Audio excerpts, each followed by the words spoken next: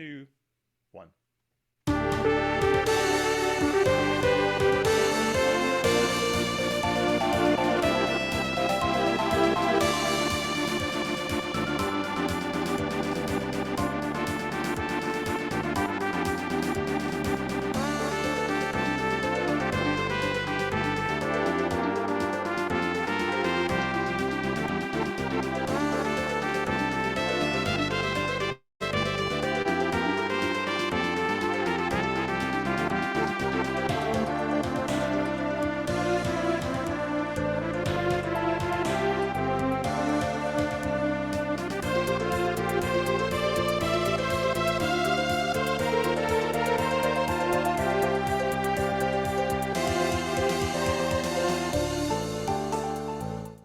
Welcome to the RPG After Years, your weekly show covering all things RPGs from the past, present, and future. This is episode 98. I'm Scott. I'm Rich. And once again, our special guest from last week is back. It's friend of the show and host of the Enchantment Podcast, Brandon. Hello. Thank you for having me again, and thank you for pronouncing the podcast with a British accent. Yes, I remembered. I corrected myself. We're learning and we're growing here. Awesome. Yeah, we're glad to have you again to finish up the review today. And yeah, so coming up on today's episode, we'll be finishing our review of the 2019 Nintendo Switch sensation. It's Game Freak's Pokemon Sword and Shield.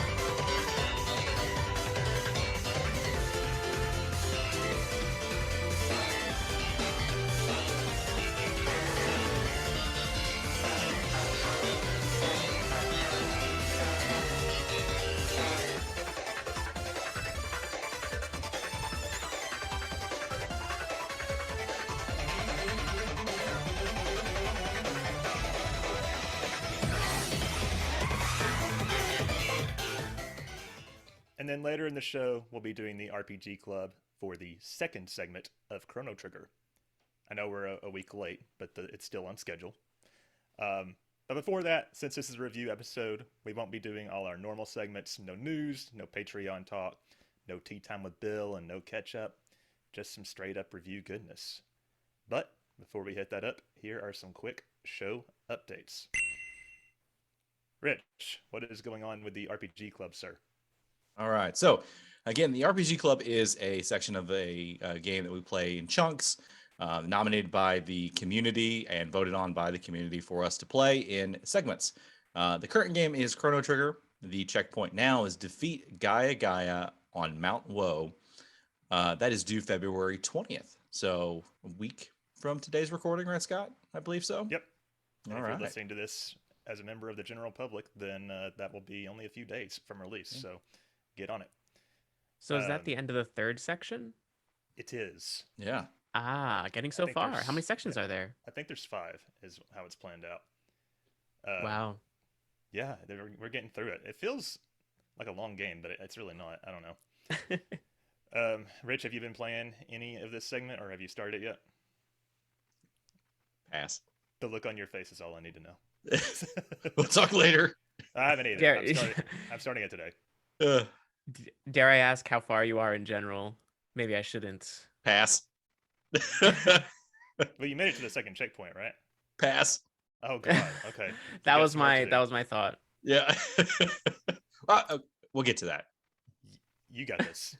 You can't let me down twice. So I usually the rule is I do one shame per section or per game. Generally, that's how it's been. Yeah. You do the same thing. Is this your first shame? Yes, first shame. Okay. Anyways, I guess we'll be leaning on me later in the show. So you got this.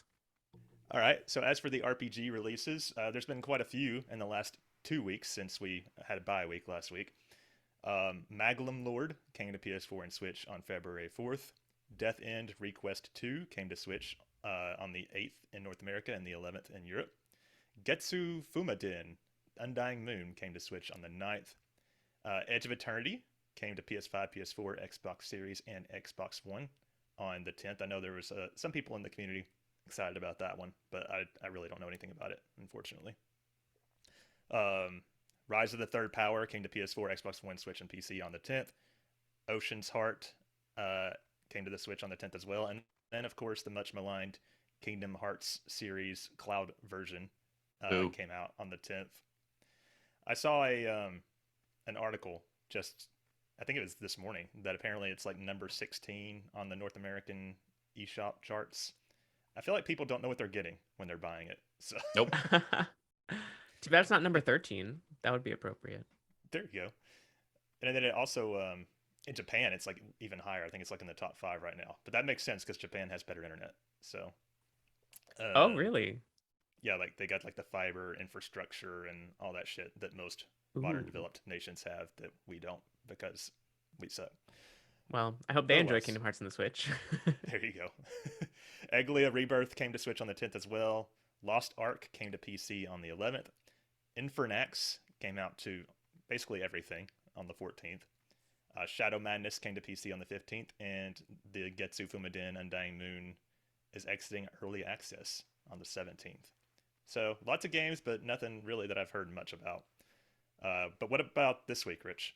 All right. So this week coming up, long-awaited Horizon Forbidden West. Yes. That is on PS4, PS5 at February 18th. Monarch, PS5, PS4, Switch, PC, February 22nd, North America, and February 25th in Europe. Edge of Eternity Switch, February 23rd, cloud version. I'm curious on this one, how this one would run in cloud version. It'd be interesting just as a comparison. Yeah. If there's it a runs demo better than the Kingdom Hearts one, then that might be an indictment on those games specifically. Yep. Final Fantasy 6 Pixel Remaster, PC Mobile, and that's February 23rd. And I believe this is the last Pixel Remaster. Yep. That's coming out. So maybe I think there's a chance in like 6 months or whatever they'll announce it coming to consoles. So. Yeah, I mean, if they don't want money, fine. Undernaut's Labyrinth of Yami, PS4, Xbox One, Switch, February 24th, Europe. Eden Zero Pocket Galaxy, mobile, February 24th, and Elden Ring, PS5, PS4, Xbox X, Xbox One, PC, February 25th. If you don't know what Elden Ring is, it is Lord of the Rings meets Game of Thrones or Dark Souls. Yep. So it's and I know so it's kind of a heavy hitter. Yeah, it's supposed to be. Lots of big games coming out. Yeah, I've heard a lot of hype for that. Yeah, it's going to be pretty good. I will give a report back on one of these games probably in a couple weeks, which would be Lost Ark. Okay, I don't know because that is an MMO. Ooh. Oh, okay, MMO correspondent. Since I am not playing Final Fantasy 14. Yeah, because is the queue time still terrible? I have no idea. I just gave up for a while. I'll probably go back later. But You Lost could've played Ark, if you wanted. yeah. So Lost Ark is a new one, so I'm gonna jump into that and see what it is. I might check that out today since I got some downtime. And Horizon I Forbidden thought West, that's a day one for me. I can't wait for that. Mhm. Yes, same. Although I'll probably wait a little bit just because I played Legends Arceus, and like I don't know if I can do another open world game right away. Okay. But I thought Lost Ark was the sequel to Ark, and then I looked it up, and it is not. Are you familiar with Ark? Yes, the game that pisses me off on daily when I played that thing. Punching dinosaurs? Yeah. Yeah. I mean, that was fun, punching dinosaurs, pooping everywhere, and then somebody comes stealing all your shit when you're not playing. Of course. Yeah. This is lame. I just had this thought, Brandon, since you're gonna be playing Forbidden West as well, maybe and I know I will be, so maybe we can have you on again whenever we do that review. I would love to. That would mean that I should probably prioritize it more than I planned to. Oh, don't worry. It's you know how slow paced we are when it comes to actually getting reviews out the door here. So 3 years from Great. now, put it on your calendar. Exactly. Yes, just let me know when you're halfway through, and I'll start. There we go. But that's it for the releases. So we're gonna hop on the train at Wedgehurst Station and get back into the review. All right, so last time we talked about the development history and the story of the game. This time we're getting more into the meat of the gameplay, and later on we'll do our final ratings. And I think when it comes to Pokemon games in general, it's the gameplay way more that people care about in general. I would concur. Yeah. So, what do you guys like? Have any like opening thoughts on just how you feel about the gameplay in general? We can let you go first, Brandon. Oh, sure. Yeah, I mean, I've been a Pokemon fan for all my life. One of my first games ever was Pokemon Blue, so I'm very intimately familiar with this series as it's just lived on and on all this time. And I love the Pokemon gameplay. I love the way they approach turn-paced battles and all of the complexity, but also how you can still approach it without needing to know all of the nuance, especially for the purposes of the main campaign. So I've always loved the gameplay of the Pokemon series, particularly these games that follow the traditional like gameplay style and all of its mechanics. So I've always been pro Right. Pokemon mechanics. What about you, Rich? Do you like Pokemon gameplay? Yeah, the Pokemon gameplay itself is very simple, I should say. It's not very complex. Occasionally the series adds a few new twists and turns to it, such as Dynamax and Z moves and things like that. But if you go back to the core of it, it's not complicated, which is nice. When it comes to these RPGs that have the turn-based system, sometimes they get a little overwhelming, especially with this game is generally for younger crowds versus, and then also the ones that grew up with this. So it finds that they got a happy medium for the gameplay. So I like it. It's not too crazy, which It is makes good. me wonder how many people like got introduced into the world of RPGs just because of Pokemon. I'd say Probably a lot. many people. There are Yeah. many people I know that Pokemon's like the only RPG they will play. Yeah, I was about to say something similar. It's like I feel like a lot of people play Pokemon, but then you'll give them another turn-based RPG, and they're like, "This is boring." So, Yeah. I mean, my co-host Manny from the Enchantment Podcast is very much like that. He's not much of a turn-based person, but he played all of Pokemon Sword. So, I mean, there's something about Pokemon's charm that I think extends to its gameplay. yeah, I think that's probably an accurate thing to say. Um, And but even yeah, so beyond oh, sorry. I was just go gonna ahead. say, even beyond the battling, you also have like the catching. There's a lot of room for personalization. Whereas Hmm. with other turn-based RPGs where the characters you're controlling are like literal human characters, there's probably less room for like feeling like you can build out your own experience. So I think that also lends to it.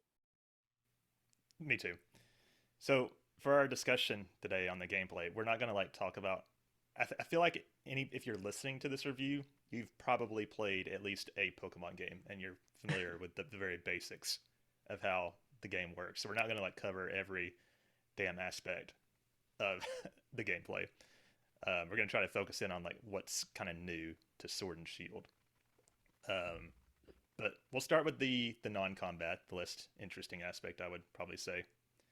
Um, I don't right, know. There's still a lot there. there is. You're right. Um, so right off the bat, you get to choose your character's gender, their like eye color and skin tone and hair color, all that stuff. Yeah. Very basic. And there's also more customization that opens up later, where you can get new hairstyles and change your outfits and stuff. And I Hmm. think it's my understanding that this is pretty much more advanced than what we've seen in the past from the Pokemon games. Can you tell us more about that, Brandon? Yeah. So the whole like character customization in general was introduced back in Gen 6 with X and Y. But obviously it was a more simple version. I think at that point you could choose skin tone, I think, and change your outfit. And then that expanded again in Sun and Moon, and then now here. But now of course you have like even more hair options, even more outfit options and skin tone and whatnot. And it's great to be able to create a character that looks and feels like you instead of just playing the same like white children. So Yeah. it's nice. And when you play online in the wild areas, you see, this is jumping ahead a little bit, you see a bunch of other people that are actually playing around the world. And Yeah. when you see that, you get a really a much more of a feel for how diverse the character creation kind of is, because like no two people look the same half the time. Yeah, absolutely agreed. And this was such like a groundbreaking feature for Pokemon because, like I said, it was a personal experience. You build out your team, but you couldn't really do the same for your character. Um, and when they first introduced it in X and Y, they removed it for the remakes, Omega Ruby and Alpha Sapphire, or at least removed clothing, like change your clothing. And I think they also didn't allow you to change your skin color, but don't quote me on that. So yeah, this is a feature that was really special for a lot of people when it came out. So I'm glad they are sticking to it. My only complaint was, like, I felt like all the really cool outfits costed so much money that it wasn't like a realistic option to buy them until you're like way later in the game. Yeah, It's like that's where all my money super goes. expensive. Yeah, exactly. So what did kind of like your characters look like? I mean, mine was very generic.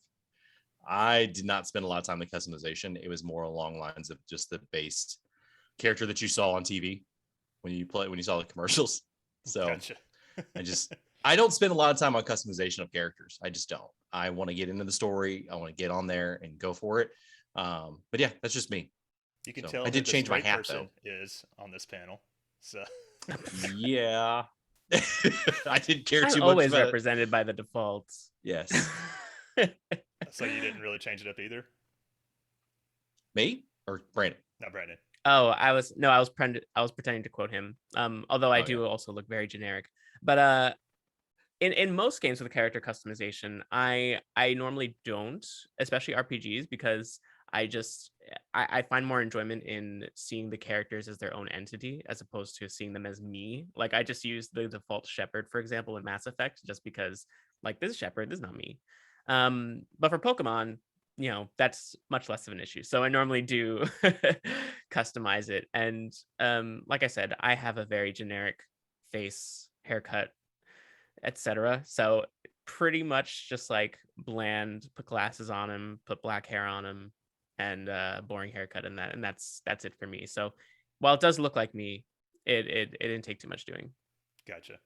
I do wish there were more hair customization options. I feel like there weren't enough styles. I would have liked to seen a few more. Like only a couple of Yeah, them were cool to me at all. a lot of the time I don't even look at the hairstyles, especially because in the game it's like it gives you a menu with a vague description. It'll just be like long and wavy, and you have no clue what that actually looks like until you've already paid for it. So I normally don't bother with the hair just because it's frustrating to try to actually choose one. Gotcha. Okay, well, at least they expanded it out, and then they took like 5 steps back with Brilliant Diamond Shining Pearl, but that's a whole nother thing. They tried. How about you? Did you put a lot into your character's look? I think you gave silver hair. I'm sure right? he did.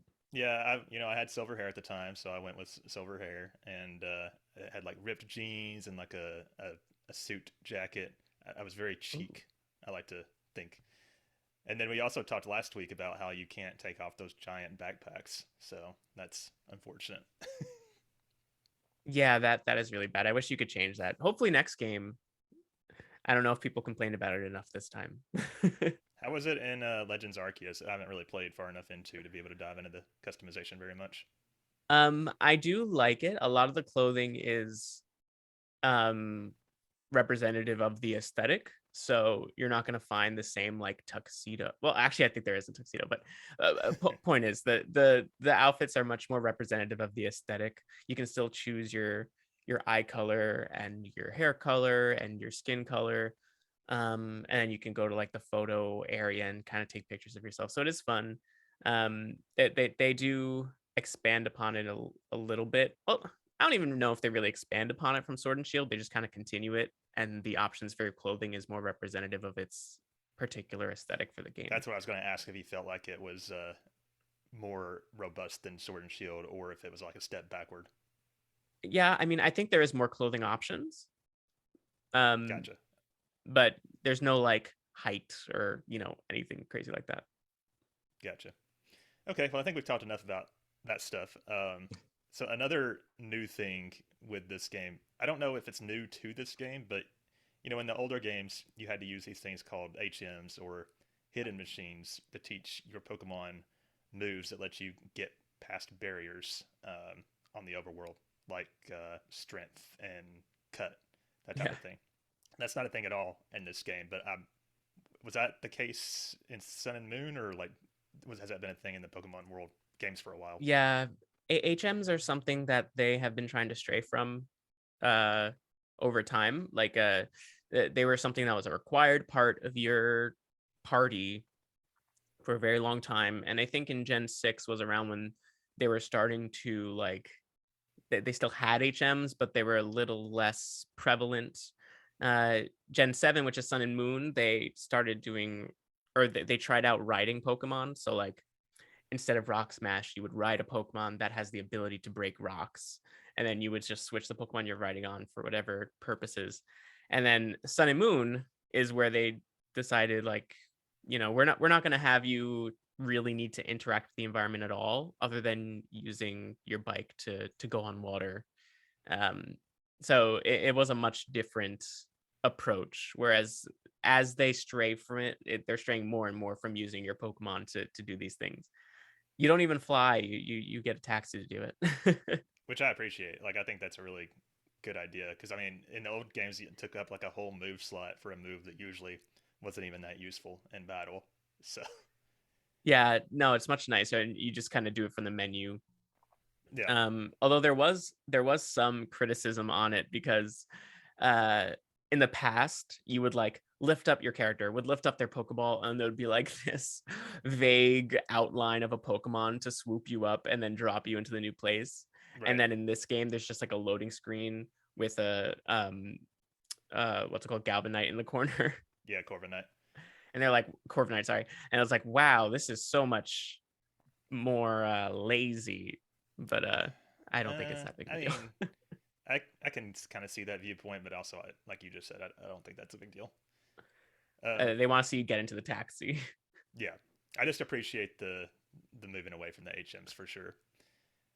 Yeah, I agree. You can do as far as like the PC goes, how long ago did they start letting you access the PC from anywhere? That was very recent. They first introduced that in Let's Go, I believe. Oh, really? Okay.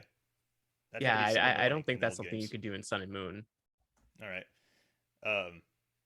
I do wish that there was more like PC searching and filtering options, because I know there's more of those options in Pokemon Home. And as somebody who tried to complete their living Pokedex, that made it very hard sometimes to find the Pokemon I was looking for. Especially since there's a lot that don't even appear in the filtering options because they're like special Pokemon, the legendaries in particular.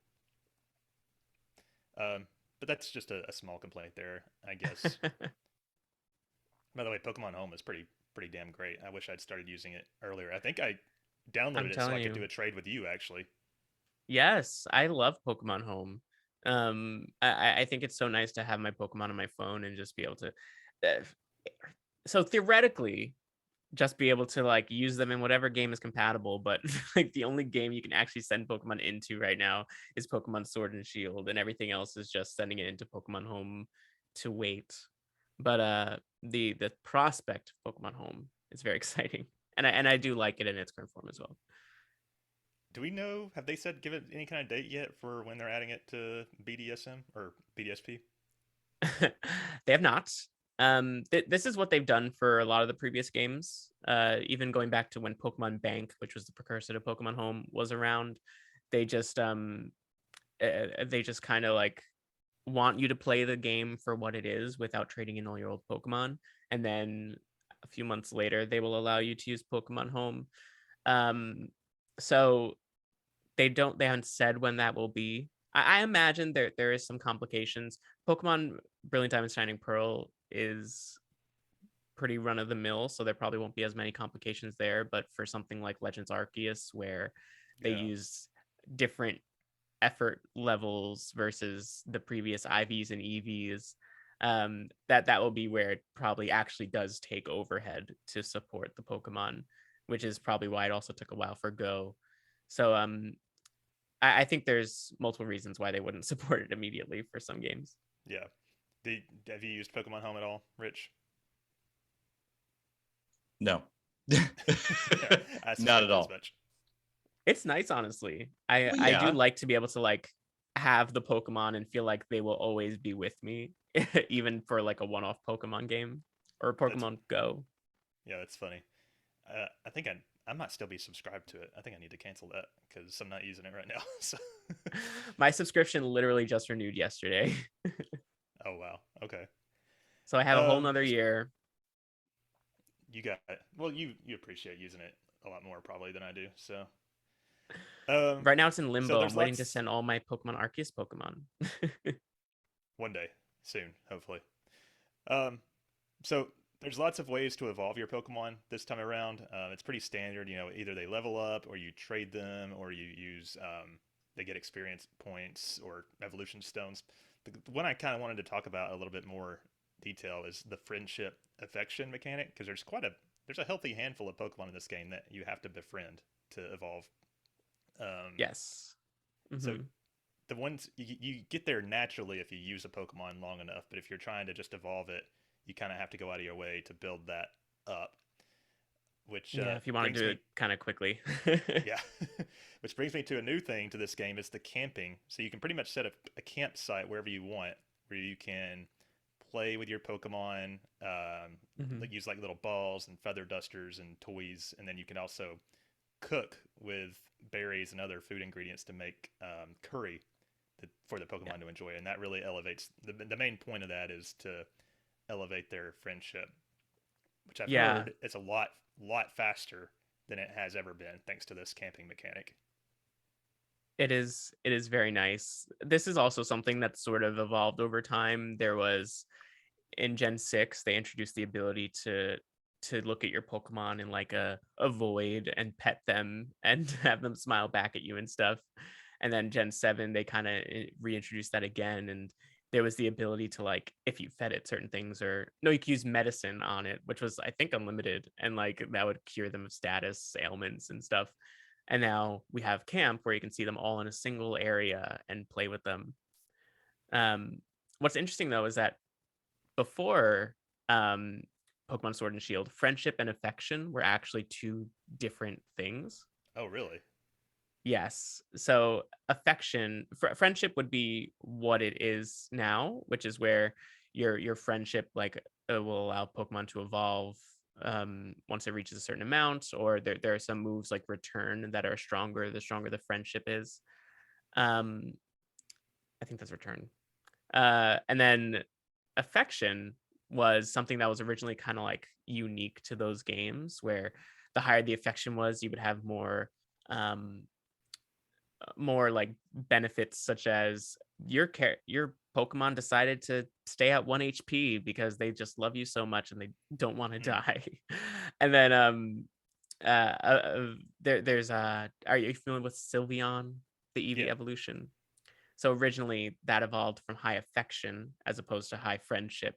Oh, But in this game, they decided we're going to keep it all the same and just have friendship. And which now is Sylveon evolves with high friendship while knowing a fairy type move. which is probably like a an improvement, right? Yeah, it was very confusing to know the difference between the two. It's definitely not intuitive. Yeah. I appreciate the utility of the camping myself, but I hate everything about the actual process. Like it doesn't do anything for me. You don't like uh, playing with them and seeing them running around? not at all. It doesn't. Nope. I'm sure a lot of people really do Oh. like that, but They're there for my battle pleasure. I don't need to get them out for anything. They'll show But them they're so kindness. cute. No, that's how they get you. this also introduces a completionist nightmare as well because there is a thing called the curry decks where you have to Yes. make 151 different curry recipes, and not only that, you're graded on how well they come out. And for me, it was almost impossible to get the top grade, so I actually did end up giving up on 100% completion due to that. So I didn't appreciate the curry Oh, deck system.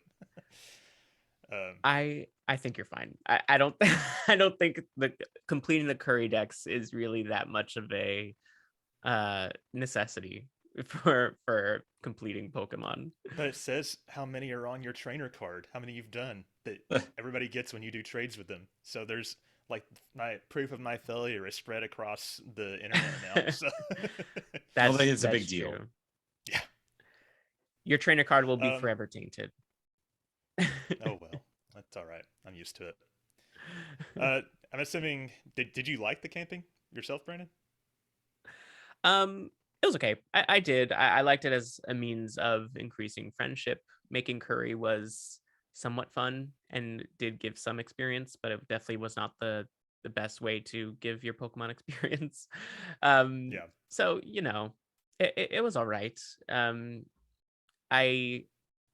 I I do prefer sort of the evolution as it goes. Like in Legends Arceus now, you can just throw your Pokemon out anywhere, which is definitely like an improved version.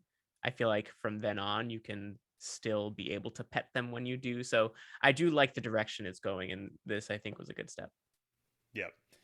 And speaking of seeing your Pokemon on the field, that, from what I understand, that was another major new thing to this game. Like, now you can still get into random battles in the grass, but you can even on the regular routes you can see Pokemon on the field wandering around, so you can choose whether to battle them or run around them or whatever. That is new to Yeah. this game, right? Somewhat. It was introduced in Pokemon Let's Go, where you could see Pokemon in the overworld, run into them, throw your Pokeball. But this was the first like traditional gameplay experience where you run into the world and end up in a Pokemon battle. And they decided to go with this hybrid of having random battles that appear hidden in the grass and also some that appear on the overworld. But I love it for so many reasons. I really liked that too. It was a huge improvement. I don't think I ever got into a random battle on purpose, if that makes sense, because I could just see the Pokemon that I wanted to battle and so on. And this game's already easy; it's easy to over level. So Exactly. You don't uh, really need to like get into every individual Pokemon battle to keep up your level as you might have in a previous game due to the experience share and whatnot. So I think this is a huge quality of life improvement to just kind of like pass by whatever Pokemon you don't want to see. yeah, and even the random battles, like you can kind of see where they are in the grass. So even when you're going through the grass, it's not too hard to avoid it a lot of the time. Yeah, yeah, that too. And also, it makes it easier to find rare Pokemon because if something has a 5% chance of appearing and there's like 10 Pokemon spawning, you have so many more opportunities to see something that's rare. You could just run away too, and then run back there, and the Pokemon will respawn. There's a chance it could be the one you're looking for that time. Yeah, Uh, exactly. There's a lot of reasons I love it. yeah. However, there are some Pokemon that are exclusive to the random grass encounters, and so when I went to Yeah. complete my Pokedex, a lot of the ones that I was missing was from those particular Pokemon. So Yeah. Yeah, that's fair. yeah. Um, Breeding works as the same as it always has, from what I understand, for the most part. hmm I Yeah, never, the pretty last much. one I played before this was Yellow, so, which didn't have breeding. So I was surprised by Oh. how easy it is to breed. I thought it was going to be like a lot more of a complicated process.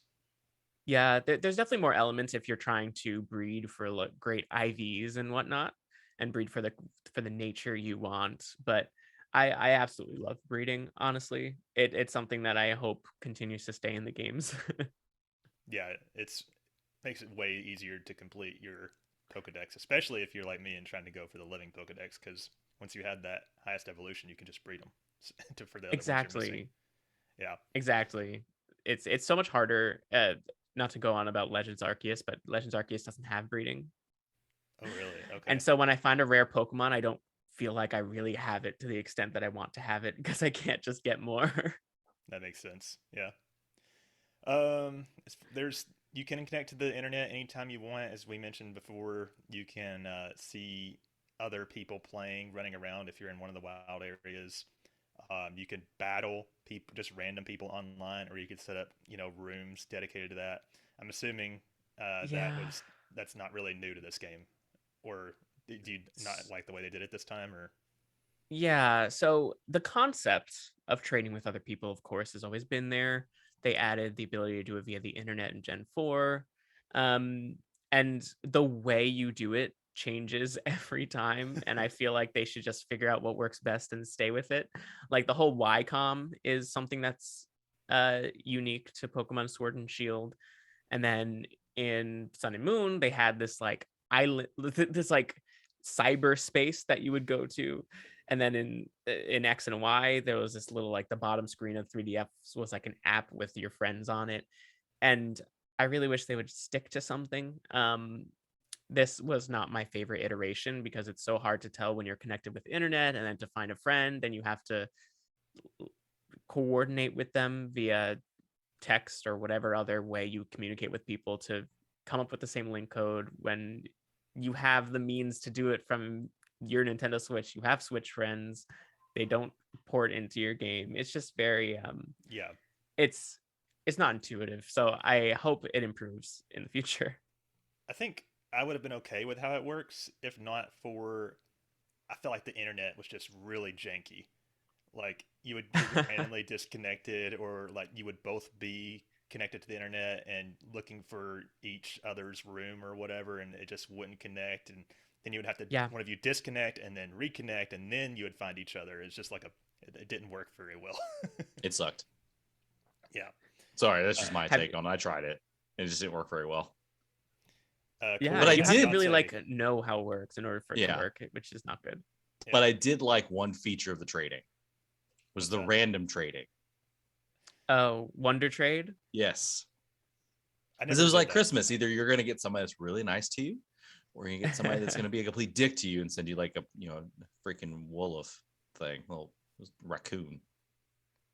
I do really like Wonder Trade, honestly. I've never done it because it's like I'm so afraid of it. Like I don't know. It's Stop being afraid for me. Stop being afraid, Scott. Just jump in. It's nice, especially if you have like a Pokemon you don't really want, but it's also not like awful. You could just Wonder Trade it, and maybe someone's like, "Oh, I like this Pokemon." Something that people do also. Are you familiar with Nuzlocke? Where it's like an extra challenge. Some people will do similar things where it's like you have to Wonder Trade for all your Pokemon, or that's a fun idea. Or like Wonder Trade a Pokemon after every gym or stuff like that. We should make Bill do that.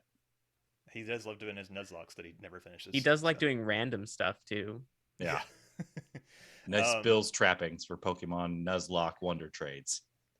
Yeah. Or you could be like me and stream most of your Pokemon gameplay and then have random people come in a chat and be like, "Hey, what shiny do you want?"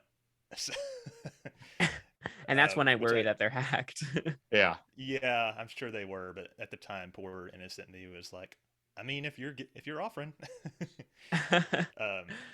Yeah. Wonder Trading is also great. Says starting my morning off with 3 handsome bitches. Nice, indeed. You're welcome. Like it.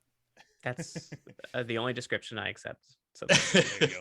Well, and the other thing too, the Wonder Trading is great. It's something that I find it adds a little bit of a challenge to it. Is like, okay, I'm going to give you a nice Pokemon. Are you going to be nice too? That's the way I look at it. So don't be scared, Scott. Do it. I like when it's a Pokemon, like if you Wonder Trade toward the beginning and it's a Pokemon you would otherwise not have access to, that makes it fun. But I do like to Wonder Trade, especially when I was really into going back to breeding, because you just end up with a ton of extra of the Pokemon until you find the one with the correct stats that you're looking for. And so you have all these ones with decent stats that someone would very much enjoy that you can just trade away and then maybe get something nice in return. That's how I got a lot of like Pokemon of various languages. Like you get a Japanese whatever with high stats, and it's just you end up with a whole diverse amount of Pokemon in your PC in your Pokemon home. In my case, my only complaint about that is if they were in a foreign language, it doesn't allow you to change their nickname, which is that's true. No, but that adds character to them, I guess. Yeah, you just can't pronounce it. Plus, that's if a Pokemon is from a different region than yours, I don't remember how it works. I don't know if it's language or like it has to be different country of origin, but it's more likely to get a shiny when you breed with it. Oh yeah, I forgot about that. That's true. Yeah. Another new aspect to this game is the Pokejob system. So when you're at the PCs in the Pokemon centers, you can send out your Pokemon on like little quests, for lack of a better word, and it's just like one full day later or whatever, they return with potentially items and they gain experience. And the different types of jobs are suited to different types of Pokemon. How did you guys feel about this mechanic? I liked it. It was a nice little feature to send the Pokemon that you kind of like, but I don't really want to use them. Send them off to do things, and they can get increased levels and stuff like that. If you pick the right job for the right Pokemon, it does get boosts on their experiences and different items that they come back with. So that's a nice little feature. Yeah, the like there was competitive utility for this also, because you eventually got access to jobs that would raise their EVs. So if you wanted your Pokemon to have a certain number of speed EVs, you could send them off to go do a certain Poke job for a certain number of days and then have them trained up exactly as you want. It's still quicker to do it the traditional way, but it even had competitive utility too. Right.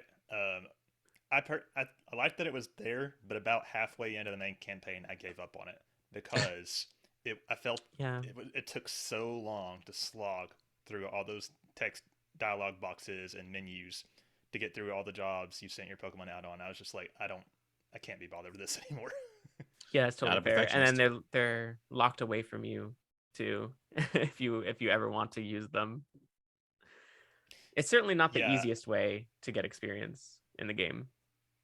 No, it's not that it's there, like I said, but it's totally not needed.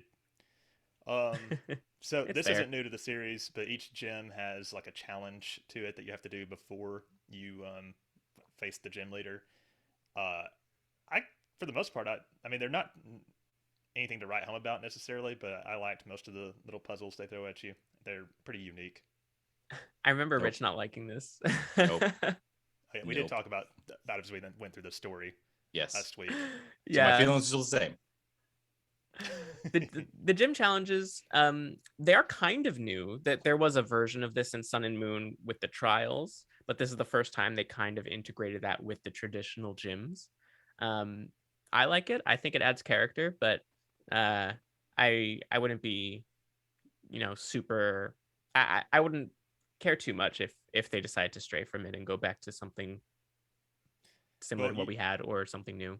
Not always, but a lot of the times the gym leaders feel easy.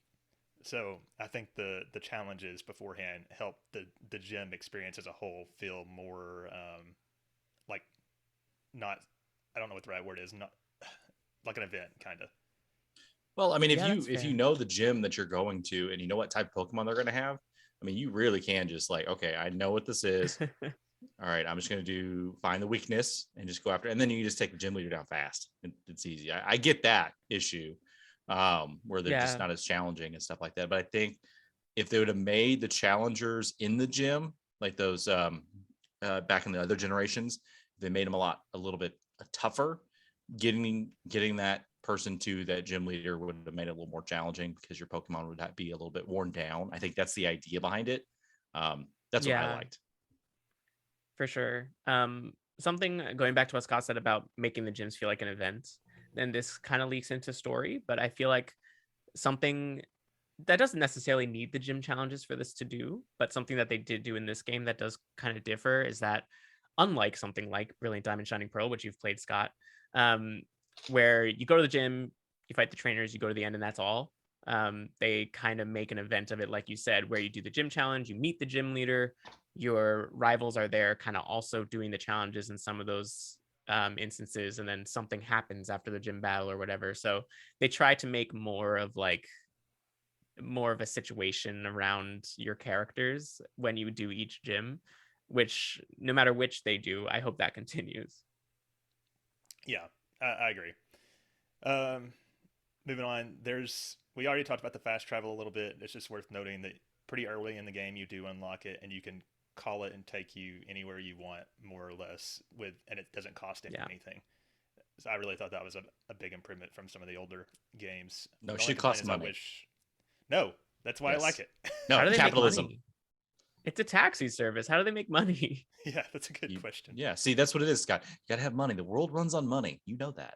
And in Pokemon, it runs on money. These Corviknights can't run for free, I assume. Yeah. You gotta feed them. You gotta clean them up. You gotta clean their poop. You gotta maintain them. So it does cost some money, unless your mom pays for it on the back end and you don't know about it. So there you go. There's that feature. This is My a whole headcanon is the roast conversation company about pays for it. how anything gets paid for in this world. I have a big tangent One- on Arceus. How about Pokemon and stuff, but I feel like we should save that tangent because it's a good yeah. one. It's realistic Pokemon eating trainers. This Oh, episode is the no. last one we'll be discussing Legends Arceus Yes. for sure. So Yes. Okay. I'm gonna save that. 'Cause it's a big topic when I talk to other people about it. yeah. Oh my goodness. So I have a link here that goes to a list of all the new Pokemon. First off, I wanted to ask what you guys chose as your starters. Sobble. Me as well. Me as well. Oh shit! No, Sorry. when I did Wow. my first time when I Sobble played squad. it, when I beat it the first time was when I used Sobble, but the second time when I was trying to power through it so I can get to Scott to help him out, I picked it's not Greek, it's Groovy? the Groovy. Yeah, I picked Groovy because I Yeah. feel like every time most people pick the fire one, the rabbit, or at least any type of fire type starter Pokemon. Usually that's what people go with first. That's what Corey went with. Yeah. When he played, Yeah. Fire is a much rarer type. So Yeah, especially in I could see why. BDSP. but we all went Sobble Squad. So Oh, I love what- Sobble. He's so cute and anxious. Yeah, I just am not crazy about what he evolves into. I'm not like super crazy about any of the starters this time around. You Yeah, don't like Sassy and Teleon? he's okay.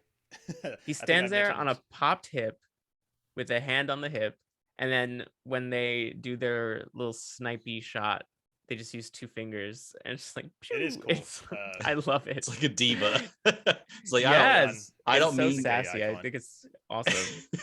Well, it's one of those things. Is like you cannot. The whole idea behind Inteleon is basically fighting other Pokemon. It's like you are beneath me, peasant. How dare you stand next to me and fight me? Hello. Yeah, It's fun. They I don't know what they're introduced- supposed to represent. Like, I think he's a spy. I think so too, or like a sniper, or just something like that in general. that makes sense. Yeah, a drummer, a soccer player, and a spy. The classic trifecta. What a crew! Yeah. They also continued the thing that was introduced in Sun and Moon, the Alolan forms. Now we have Galarian forms. Yes. Here's where I would normally ask you guys, like, what's your favorite Pokemon from this generation, or what your favorite forms are. But we're gonna save that for later because we actually got some questions about that from the community. So be thinking about it. Cool. As far as Galar itself goes, it's mostly traditional with the routes. I do like the route design a lot more than, say, BDSP. I feel like some of those routes were designed by an asshole, but They probably were. They tried to be creative. They were on the DS. They were like, what if we made him go up and down and around just to go 2 steps Yeah. to the left? But I'd say maybe one of the most major, if not the most major addition to this game is the wild area, which is kind of like this almost open worldish huge area with different environments in the middle of the Galar region. You get free camera movement, which is a new thing to the series from what I understand. There's weather effects, and you not only are there Pokemon that appear like on the routes visually, but there's also this system called wandering Pokemon, where certain Pokemon are guaranteed to appear in certain areas depending on the weather and time of day. And then, of course, there's also the dens here where you can do in max raids, which we'll talk about a little bit more in just a bit. But how did you guys feel about the wild area? I know it was like a source of criticism for the game. I'll let you go, Brandon. Oh, sure. I did like the wild area. Like you said, it was something brand new for the series. Whether like this isn't the most perfect version of what it could be. I think the traditional style of Pokemon battles probably does not lend to the type of exploration they were going for, because it still sort of takes you out of the environment, and I think that is a little antithetical to what they were trying to achieve with it.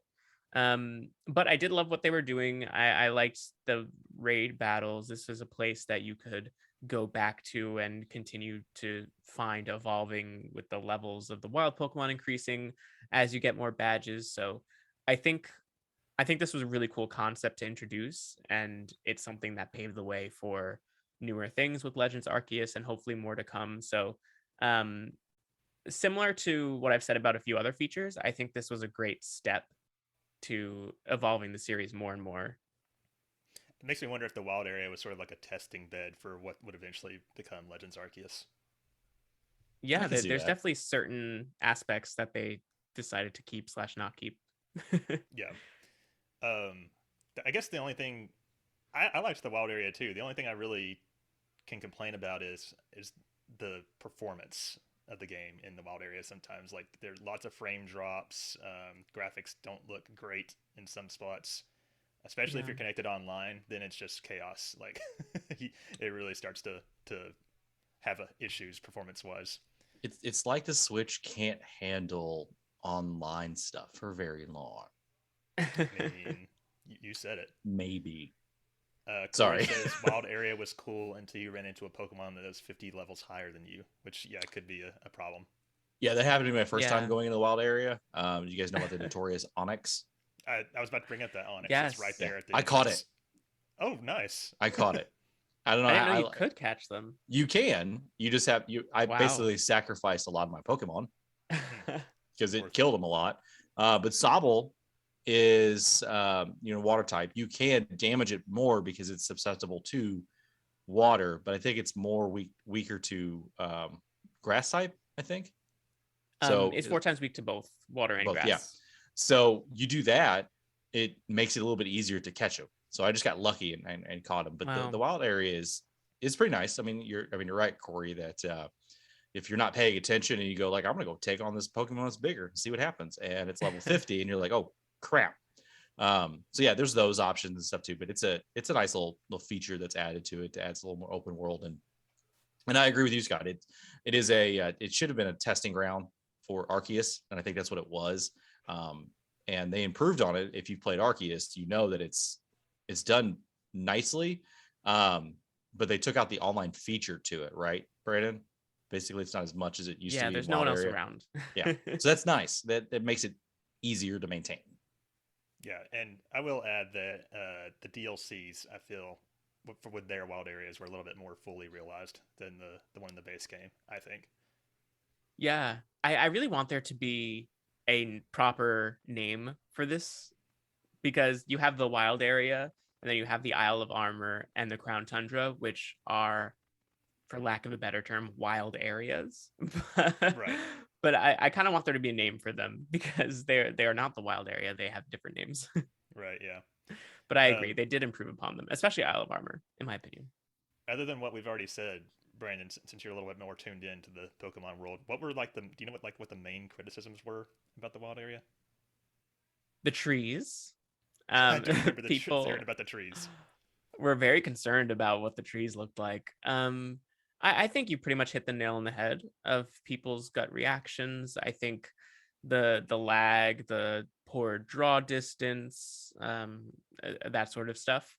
But people liked the ability to sort of traverse on your bike via the water and the land. There are ways to get to new areas based on how far you are in the game. So I think those parts were appreciated, but I think all of your criticisms were in line with the ones I'm used to hearing. I was actually Not that you don't have unique opinions, but oh, thanks. The other day, and they were saying they didn't like the wild areas because they didn't like Pokemon going in this more open direction. They preferred the linear style, which was kind of crazy to me because I thought it was so cool that they were actually trying to make Pokemon into more of an experience, for lack of a better term. But I guess different strokes. Yeah, I mean, even going back to a game like Diamond and Pearl, which I know you have experience with, which is why I keep bringing it up. They have, for example, going to, I think, Pastoria, the 4th gym with the water type gym leader. There are 2 different ways to go. You can either go through the beach or go through the swamp. And they, even back then, were sort of toying with, like, what if we gave them the ability to go to these various different places and find their way to the place that they're supposed to be at that time. And in this case, they're sort of giving you a single open area, but not allowing you to branch in the way you progress through, like, the story areas. So they have tried to make things more open. And then even in the first game, Red and Blue, there were some gyms you could do in different orders, Right. So and I think in Diamond and Pearl there's also, you can do the 3rd and 4th gym in different orders. So they've dabbled in it, and this is the first time they're kind of embracing, like, traditional openness. it'll be really interesting to see how. I know it's years away, probably, or maybe only 1 year. How the next traditional entry, how they do it. But yeah, I don't know. do you guys have anything to say about the cities in this game? I like how they look visually, and the only thing I have to add about them is I feel like the trailers were a little misleading about how open the cities Ooh. are, but How so? it just made it look like it was like a fully explorable area when in reality they're not much different than the towns have always been in the Pokemon games. Maybe it's because I'm familiar with the series and, for lack of a better phrase, know better. I That's was probably not true. expecting that. Yeah.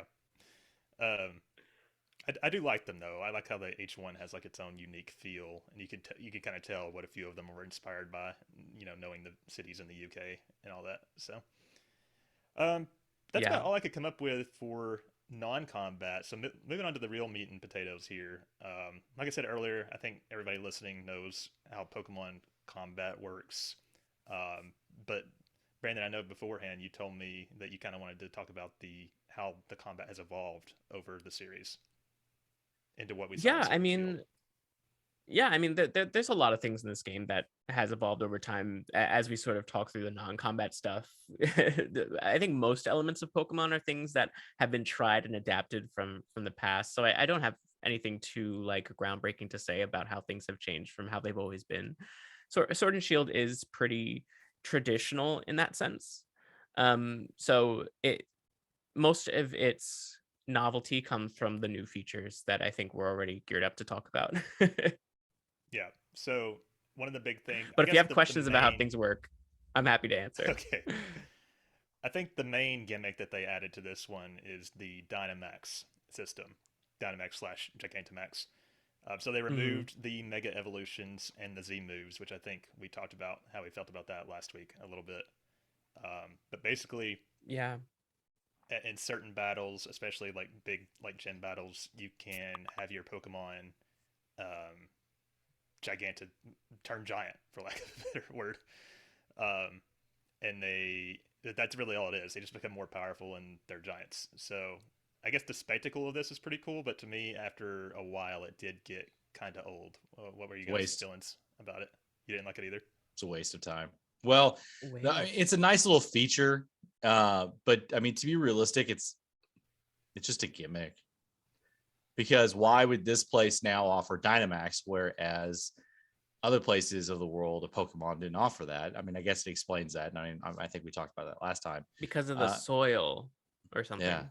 yeah. So I don't know, but that's what I just want to make sure it's it's a nice little gimmick that they try to introduce every time. But honestly, they, at least in my opinion, they should stop doing some of these gimmicks and just focus on what they've got and build upon the moves and Pokemon that they've got, make them more awesome, as opposed to doing these new features to them. And that's just me. What do you think, Brandon? I'm inclined to agree. While Dynamaxing is, it's fun for what it's worth. But I'm not sure that it's any better than things they've tried in the past. It does give the region some character to be like, this is our gimmick, where Z moves are sort of like, this is Alola's gimmick. And I think Z moves maybe did a better job at making them feel like a part of the Alolan culture, whereas Dynamaxing feels a bit more like, this is a gimmick for Sword and Shield because the Switch is so big on your TV. So it's there. It's not something that I want to go away like explicitly just because it's like it's not harming anyone, but it's not something I love to see. So, random question though: if you get a Pokemon that can Dynamax in the Galar region, and you take it to, let's say, Janto or whatever, can it do it there? It Probably not, cannot. It can't even do it in all areas of Galar. Only in certain arenas. because of the I don't know. power I'm just spots. curious. I'm like, all of a sudden, you just take some Pokemon, and what is there like an illegal trading for Pokemon of different areas? Is there's like customs, and You have to can't take a take? wishing star and grind it up and dust it around the field, and then maybe they can Dynamax there. Yeah. See, that's some thoughts. People don't think about with some of these Pokemon games. Just It's release like, okay, Eternatus in a different region, and that yeah, should do it. yeah, that Yeah, would and be just let crazy. it sneeze on the place. That's just my thought. Um, It's like, what happens with these things? But I really don't want to get into it, but it was established in a few Pokemon games that there is like a multiverse, and implied that each game is in its own like like not universe, God. but sort of like dimension know with that. its own like rules to try to explain why everything is so different. So you could say that Sword and Shield is in its own dimension where Dynamaxing is a thing and the other ones just don't have it. I feel like we should do a what if with all of us and just what if these things? What if this? Pokemon lore episode. Yes. Anyways, sorry. Intrinsically connected to the Dynamaxing is another new feature, the max raid battles. So what this is if you go into a den in the wild area, you fight a Dynamaxed Pokemon with 3 other trainers. And so if you're connected online, this could be with real people. Otherwise, you're with computers who will do things like use Splash. Yeah. I thought it was cool working together with other people to get through these. Even though it does feel kind of slow at times with just how long they take. But yeah, I agree. This was new for the series, adding something so cooperative. That in the past you could battle against people, and the only thing that was really cooperative was you could do 2-on-2 battles where one of you control a single Pokemon in a double battle. But this was a new way to be cooperative, and it also offered a way for the game to become I think a live game, like a living game, is maybe too strong of a word. It's not like Destiny, but they could have events like this type of Pokemon is appearing in max raid battles. There was a time where Mewtwo was in max raid battles and was very hard, and you were sort of had to plan out strategies with your friends in order to defeat it. So this added a new aspect to the series that really wasn't done before, where they could add events and force you to like strategize with friends. Yeah. I don't want to get into it too much because it's a feature exclusive to the DLC, but for the Dynamax adventures they added in the Crown Tundra, I felt like that was literally impossible by yourself. So I would have my friend Dan and you as well jumped in a few times to actually get through those. So I thought those were fun. It sucks when you lose, but what can you do? Yeah, for sure. We're kind of running long, but do you guys have any other thoughts or things that you want to make sure we talk about with the battle system before we move on to the ratings? Not particularly. Something we haven't mentioned, which is totally minor, that I love in this game and want to always continue, is the experience candies. Oh yeah, that was brand new to this game, and those are fabulous. Yeah, they work really well, especially with the rare candies being so rare in past games. Exactly. Can't let that go unsaid. But no, other than that, I'm happy. The only other thing I want to mention, my main complaint about the battle system is I just feel like it's so slow. It's like, okay, the weather is beating down. Oh, here's this Pokemon's subtle effect. Here's your Pokemon's subtle effect. Here's how your Pokemon's feeling. And here's the status effect thing. And then you get to start putting in moves, and then it starts all over again. It's slow to me. Yeah. Thankfully, Legends Arceus does a bit to speed that up. It doesn't reiterate everything about the battle every turn. But it also doesn't follow this traditional battle style. So it at least, I have hope that they understand that this is an issue. So even when we do return to these types of battles, maybe they'll try to address it again. Okay. Well, that's all I got for the gameplay. So you guys ready to move on and rate this bad boy? Yes. Sure.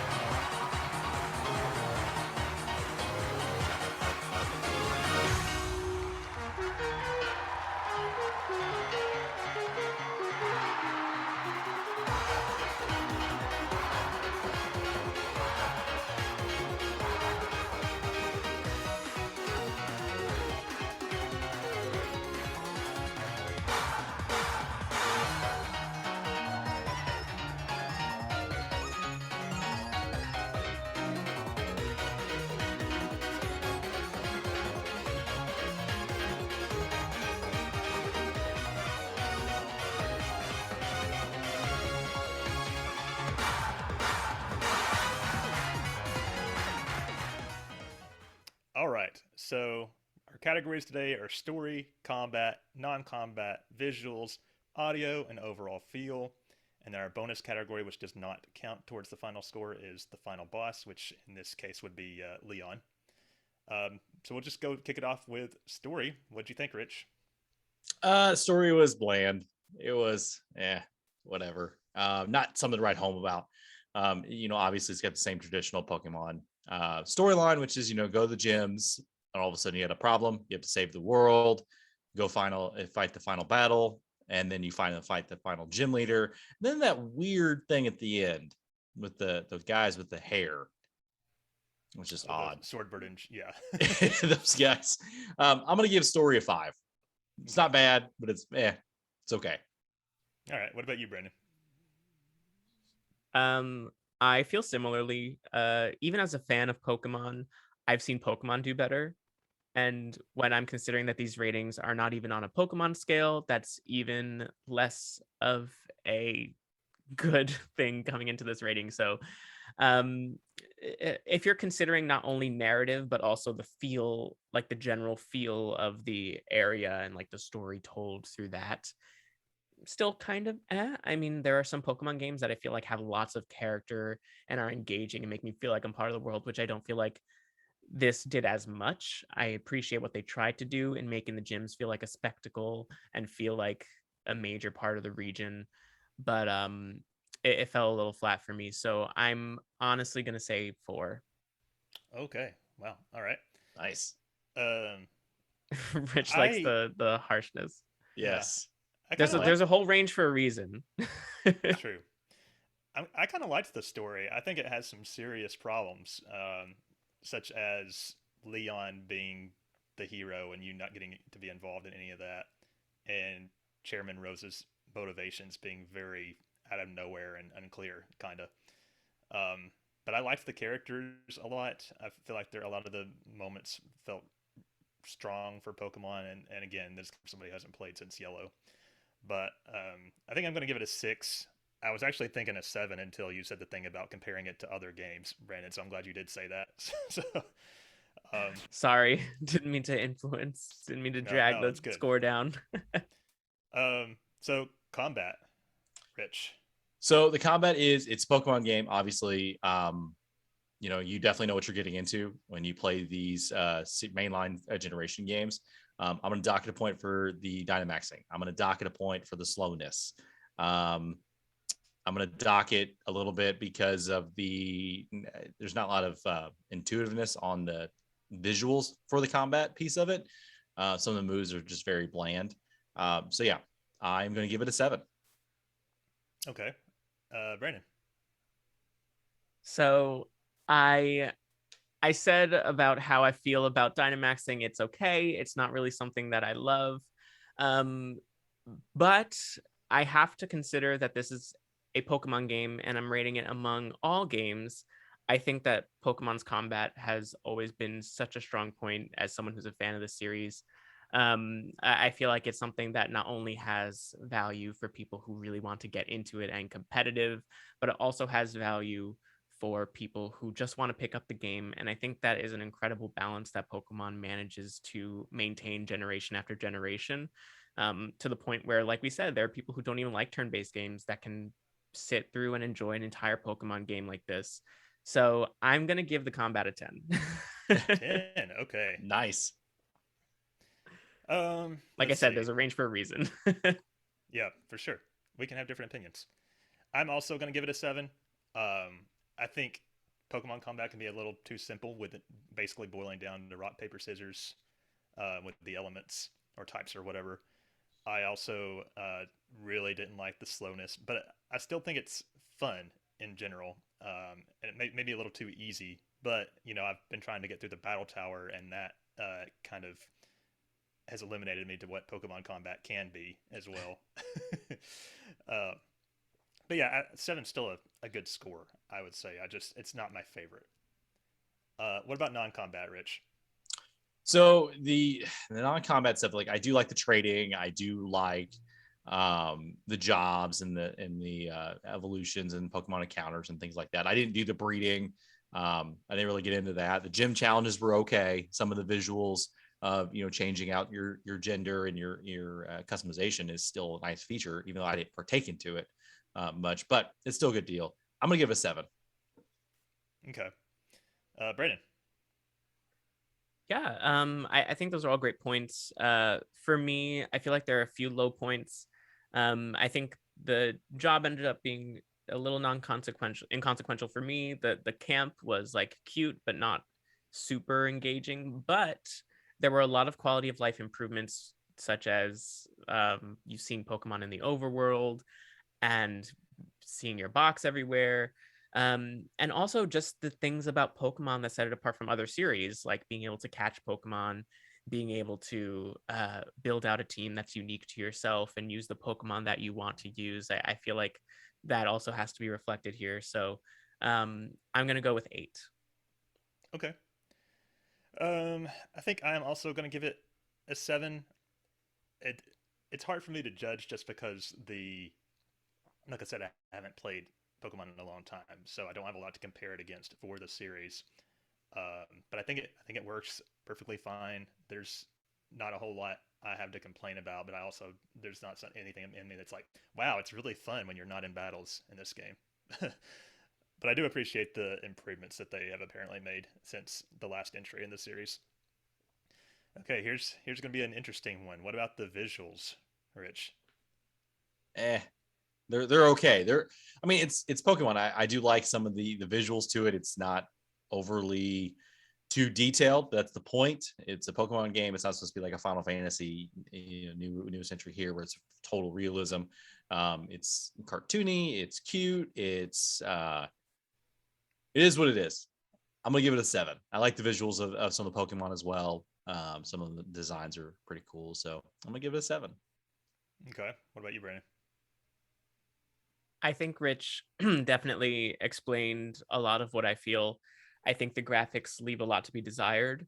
Um, but I think that you have to take into account the visuals of the selling point, the Pokemon, which I think are always brilliantly designed and conceptualized.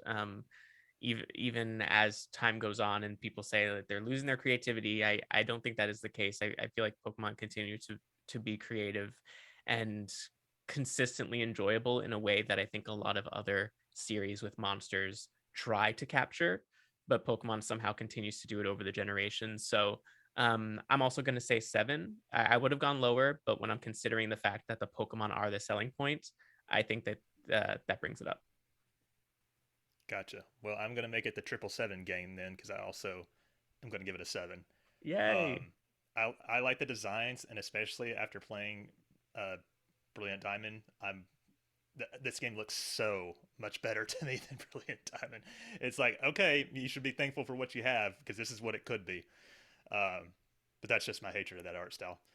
Uh, the only complaints I have visually are some of the animations sometimes feel lacking. Yeah. I remember Zacian at one point, in order to turn around, just does like a 360-degree walking animation. Yes. um, but I like the new Pokemon designs. I think they did a really good job, which I don't know if is a popular opinion or what, but I think a lot of the new ones are really cool. So yeah, a 7 from me. Okay, audio. All right, this is probably where we're going to differ at for sure. Some of the tracks were annoying. I didn't like some of the music that some of the areas. There are some good ones in there, like Corey says in the chat. There are some real, bops in there. But some of it got annoying and repetitive, and it's just like, okay, I'm done with this area. Please stop. I'm gonna give it a 6. Okay. What about you, Brandon? I am gonna be a bit higher. I really enjoyed a lot of the music in this game. I think there were a lot of themes that were just a joy to listen to, especially the gym battle one is like a huge standout for a lot of people, but I like the wild Pokemon theme. I like some of the location themes. So I'm gonna go with 8. I was a fan. Okay. I'm also going to give it an 8. I think the soundtrack, for the most part, especially the battle music, is really stellar. I'm not a huge fan of the wild Pokemon or the trainer battle music, which is unfortunate because that's the ones you hear the most. But like all the rival battle music, the gym theme, as you mentioned, Brandon, and even some of the like the city themes and route themes are pretty catchy. Um, yeah, I think the soundtrack is really good for the most part. I'm docking it though because no voice acting. So I know Pokemon is never going to add it, but I feel like it's time. It really needs it. IMO. um, okay, so overall feel, Rich. All right, so you take consideration that it is a Pokemon game, and you know what you're getting into. Um, you're trying to capture Pokemon to be the gym leader, to beat the gym leader, to be the best, and all that stuff. And then they sprinkle on with a little bit of a side story. Um, I'm gonna give it a 7 because it's a Pokemon game. You have a nostalgic feel to it. I grew up on these games when I was younger. I played them. I've been around since they first kicked off in the 90s or like early 2000, I guess, 1990. So I'm gonna give it a 7. I like it. Okay. All right, Brandon. I'm gonna be a bit higher, and I think this is colored by the fact that I am a huge Pokemon fan for so much of my life. I think when considering this game among all games and not just among Pokemon games, I think there is a distinct feel that sets Pokemon apart, that draws people to it that otherwise aren't even fans of video games potentially. And even with and I might be talking about the general Pokemon series right now, but even with Brilliant Diamond, Shining Pearl, like I wasn't originally going to get the games just because it seemed like it didn't differ too much from Diamond and Pearl, and just seeing that this new Pokemon game is out there, and even like bad Pokemon, just playing the game and exploring and building out a team was just too enticing and made me want to get it. So going back to Sword and Shield, I think this game does it even better and actually captures the feel that I hope to find in Pokemon games. And so I'm going to give it a 9. Okay. I am going to give it an 8. I too thought it was a really good game. Somehow it all comes together for me in a way that I really enjoy playing. I got like 230 hours out of this bitch, so Oh my I must God. have been having some kind of fun. Yeah. But yeah, I see there there's lots of room for improvement in these Pokemon games, and I hope that they do improve. But I think I still had a really good time with the game, so I'm feeling positive about it. Which brings us Yay. to our bonus category, final boss, Leon. What'd you think, Rich? 5. Lame. I don't Is care. that because he was too easy, or He was too easy, and it was just kind of like, whatever. Like, this is it. I just fought a Pokemon god, and now you're my final boss. I could see Sure. how you might feel that way. Yeah. What about you, Brennan? Yeah, I feel like Leon, I do share similar sentiments. I did struggle with him a little bit from what I remember, but I'm not entirely sure, honestly, how it went. But it is something that they're playing up for the entirety of the game. It's a character that you're familiar with, and has significance to the plots of yourself and your main rival. So for those reasons, I'm willing to bump it up to a 6, but I agree that it's still, whelming at best. Yeah. I am going to give it a 7. I don't. Leon's not one of my favorite characters in the game, but I do remember him being slightly challenging. At least I didn't. If I remember right, he wasn't exactly a pushover.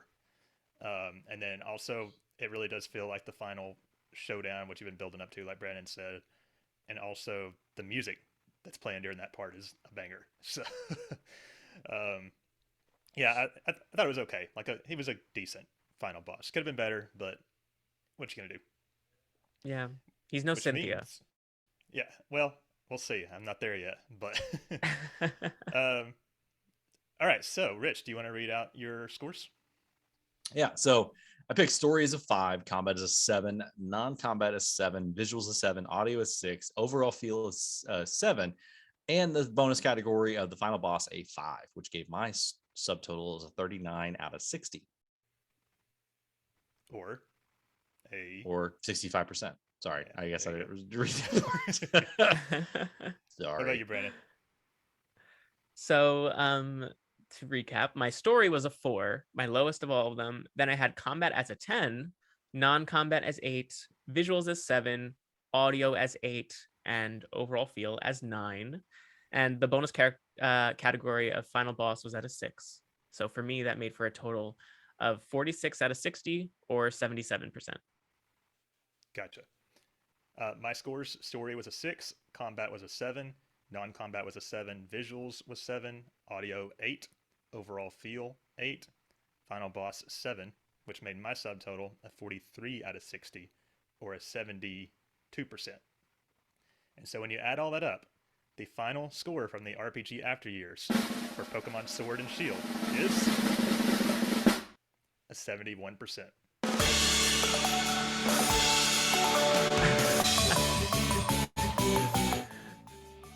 So triumphant for a 71. Yeah.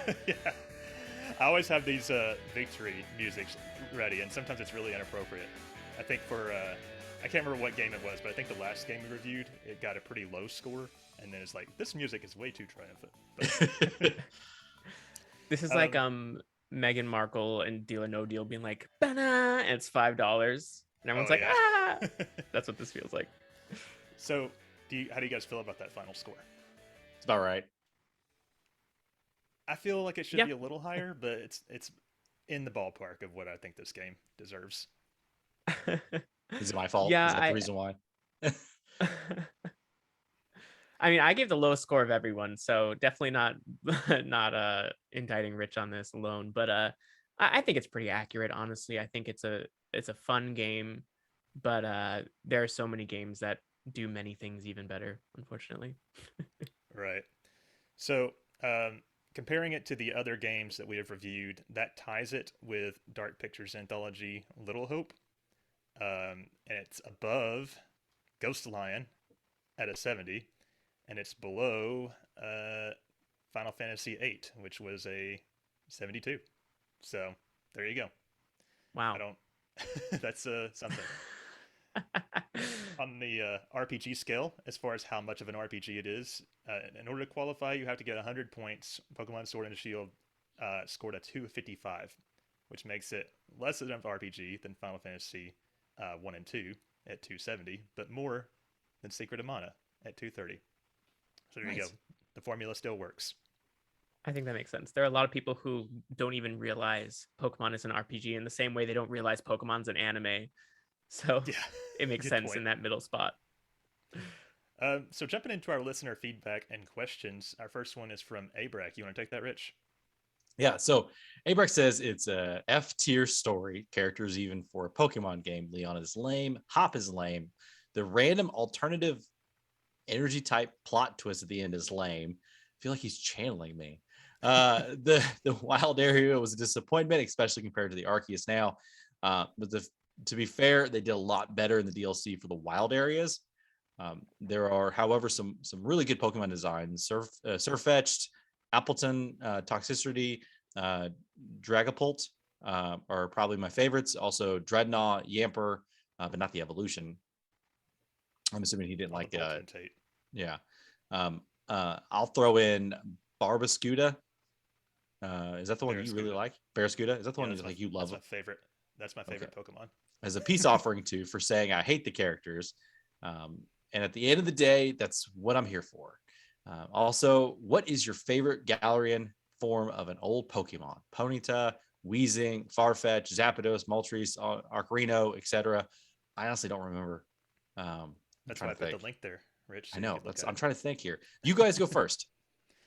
Looking through the list here, I would say, I know it's DLC exclusive, but I really thought the Galarian Moltres was badass. I also really liked the Galarian Corsola. What about you, Brennan? Sure. My favorite was Galarian Ponyta and Rapidash. My favorite type is bug type, oddly, but my second favorite is fairy. And I love what they did with their designs, their My Little Ponyta designs. They're just so cute and pretty and fun to beat up other Pokemon with. All right, so I've picked mine. Okay. Meowth.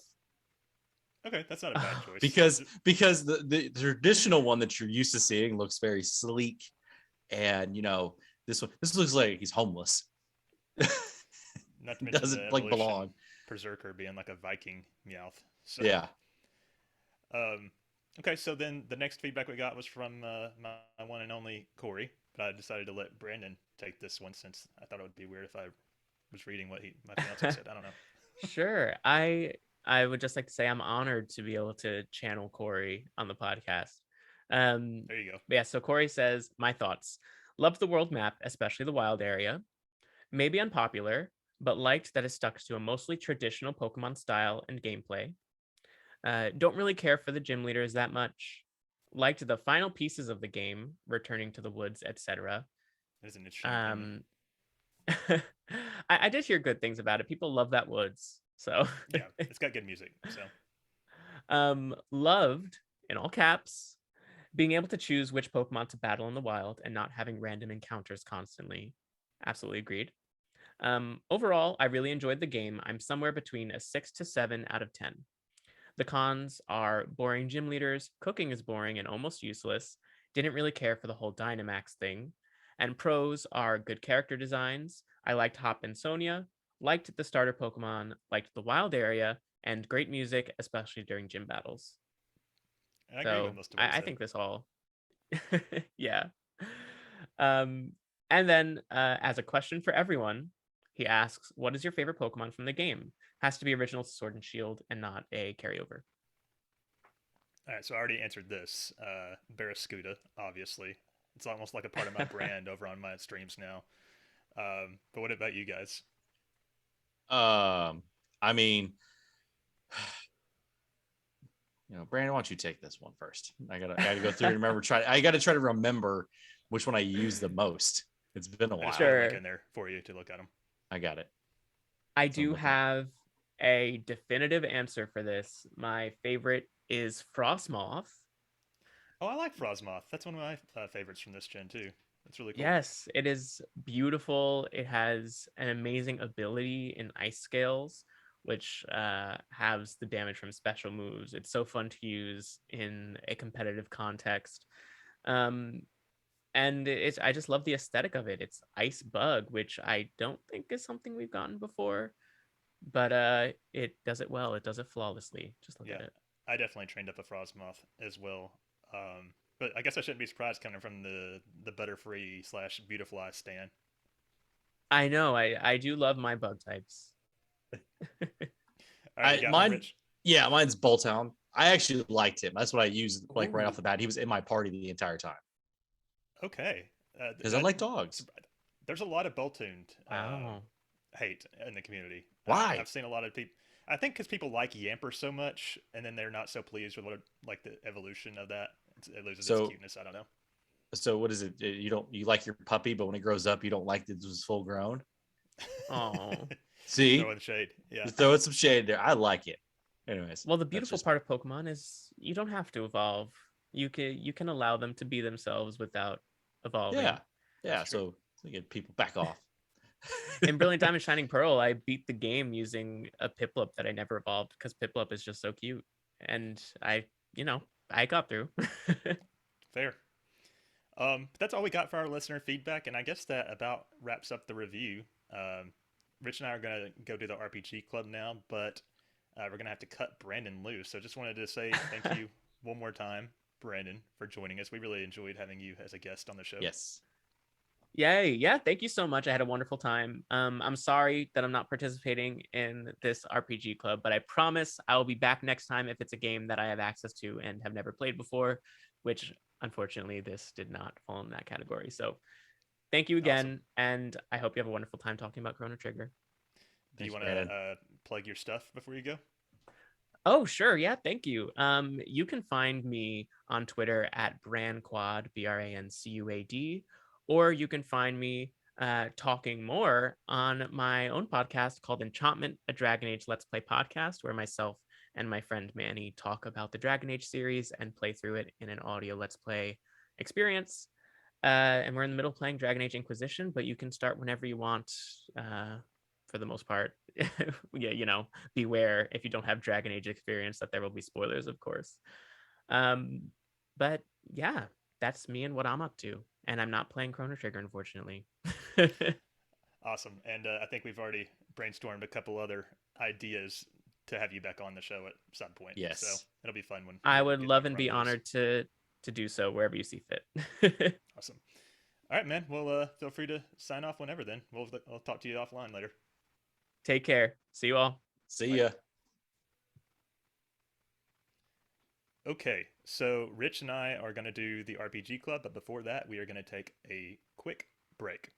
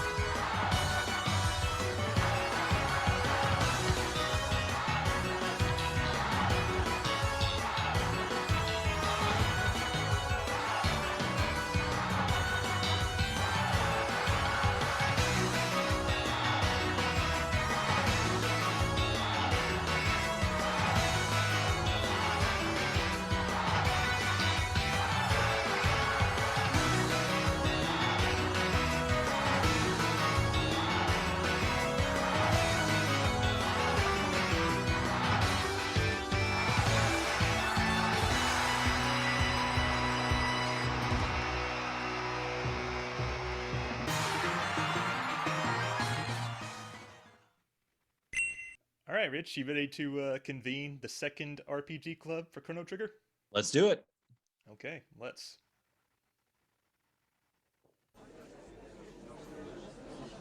All right, everyone. Quiet down. All rise.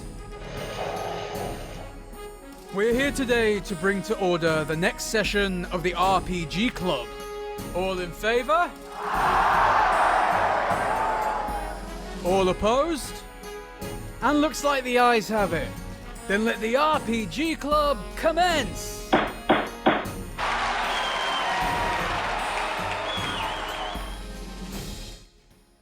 All right, so, of course, this is Chrono Trigger. The checkpoint that we're talking about today was to complete Magus's castle, and that was due last week on Sunday, February 6th.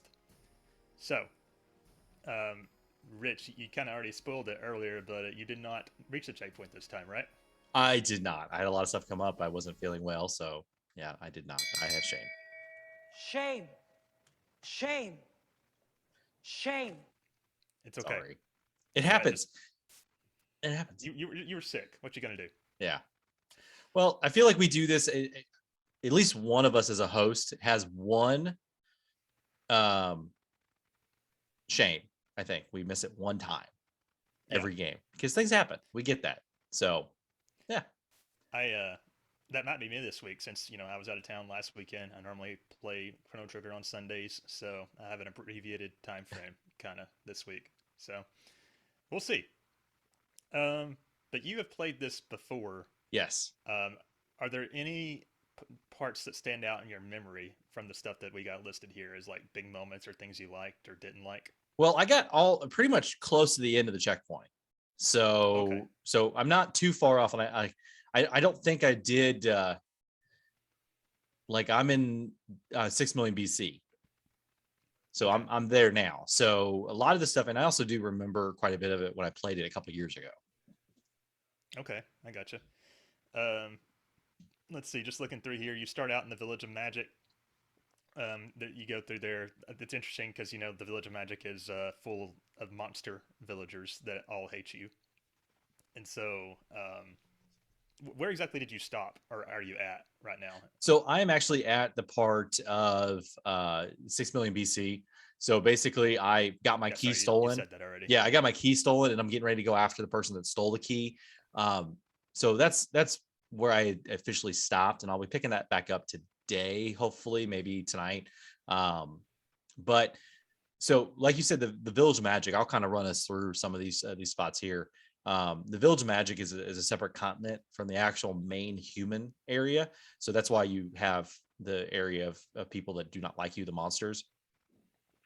It's a lot of Magus worshiping, which you can find in that center of town, and you can see a statue of them and them worshiping. But you can actually go to the next part is to go into the cave. You have to go to the Hecron cave, to try to find your way off this island to get back home because you are back in your own time frame. But you do run into Hekran, which is this big monster. Did you have any trouble with this guy? I don't remember thinking that he was easy, but also don't think it wasn't like a big deal to beat him. What about Are you? you over leveled just like I am right now? I don't know if I don't think I'm over leveled because I did struggle against the Magus Castle bosses. Okay. But I might be able to use a little bit of grinding. I'm not sure. Okay. I wrecked this guy pretty quick. I mean, it wasn't, I think maybe it took 6 or 7 turns before I can actually take him out. But you do learn as you kill him. There is a moment where he mentions, Magnus should have killed the humans and, should have, mentioned Lavos again. I think they did mention Lavos. But yeah, and then you sort get of through learned that. the Fiend Lord Magus that you keep hearing about is apparently responsible for summoning Lavos, which is, the world-ending threat. It's why the future is so bleak. Yeah. So once you through that, you actually then get sucked up into a whirlwind, which then kicks you onto the island where Luca's house is. So there you go. You get back to the present. Right. And then you end up going back again because you think you need the Masamune? Is that the thing yet? No, not yet. You actually go back in time to before in 600 AD is whenever they started talking more about. That's when the Fiend Wars were happening. Right. So that's when Magnus was is, around. If you can stop Magus, then you can stop Lavos from ever being summoned in the first place. Correct. So that's where you go there. But you also hear some. You go back to the castle.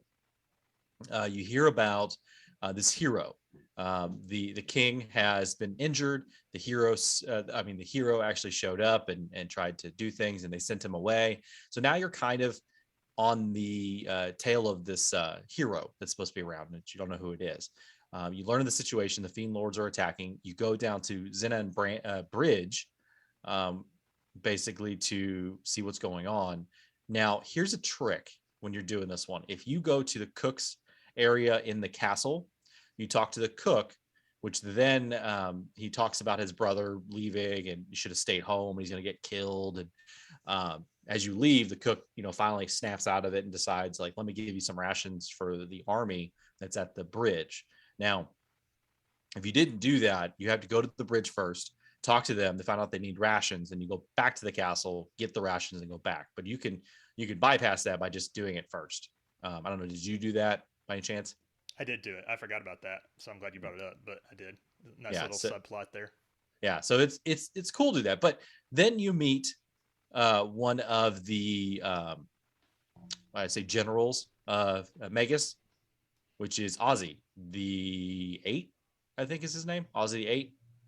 So you go through there, and he's like summoning people, summoning the bones of the monsters, trying to stop you as you chase him. There's another trick to this. Don't worry about the monsters. Just hit Ozzy.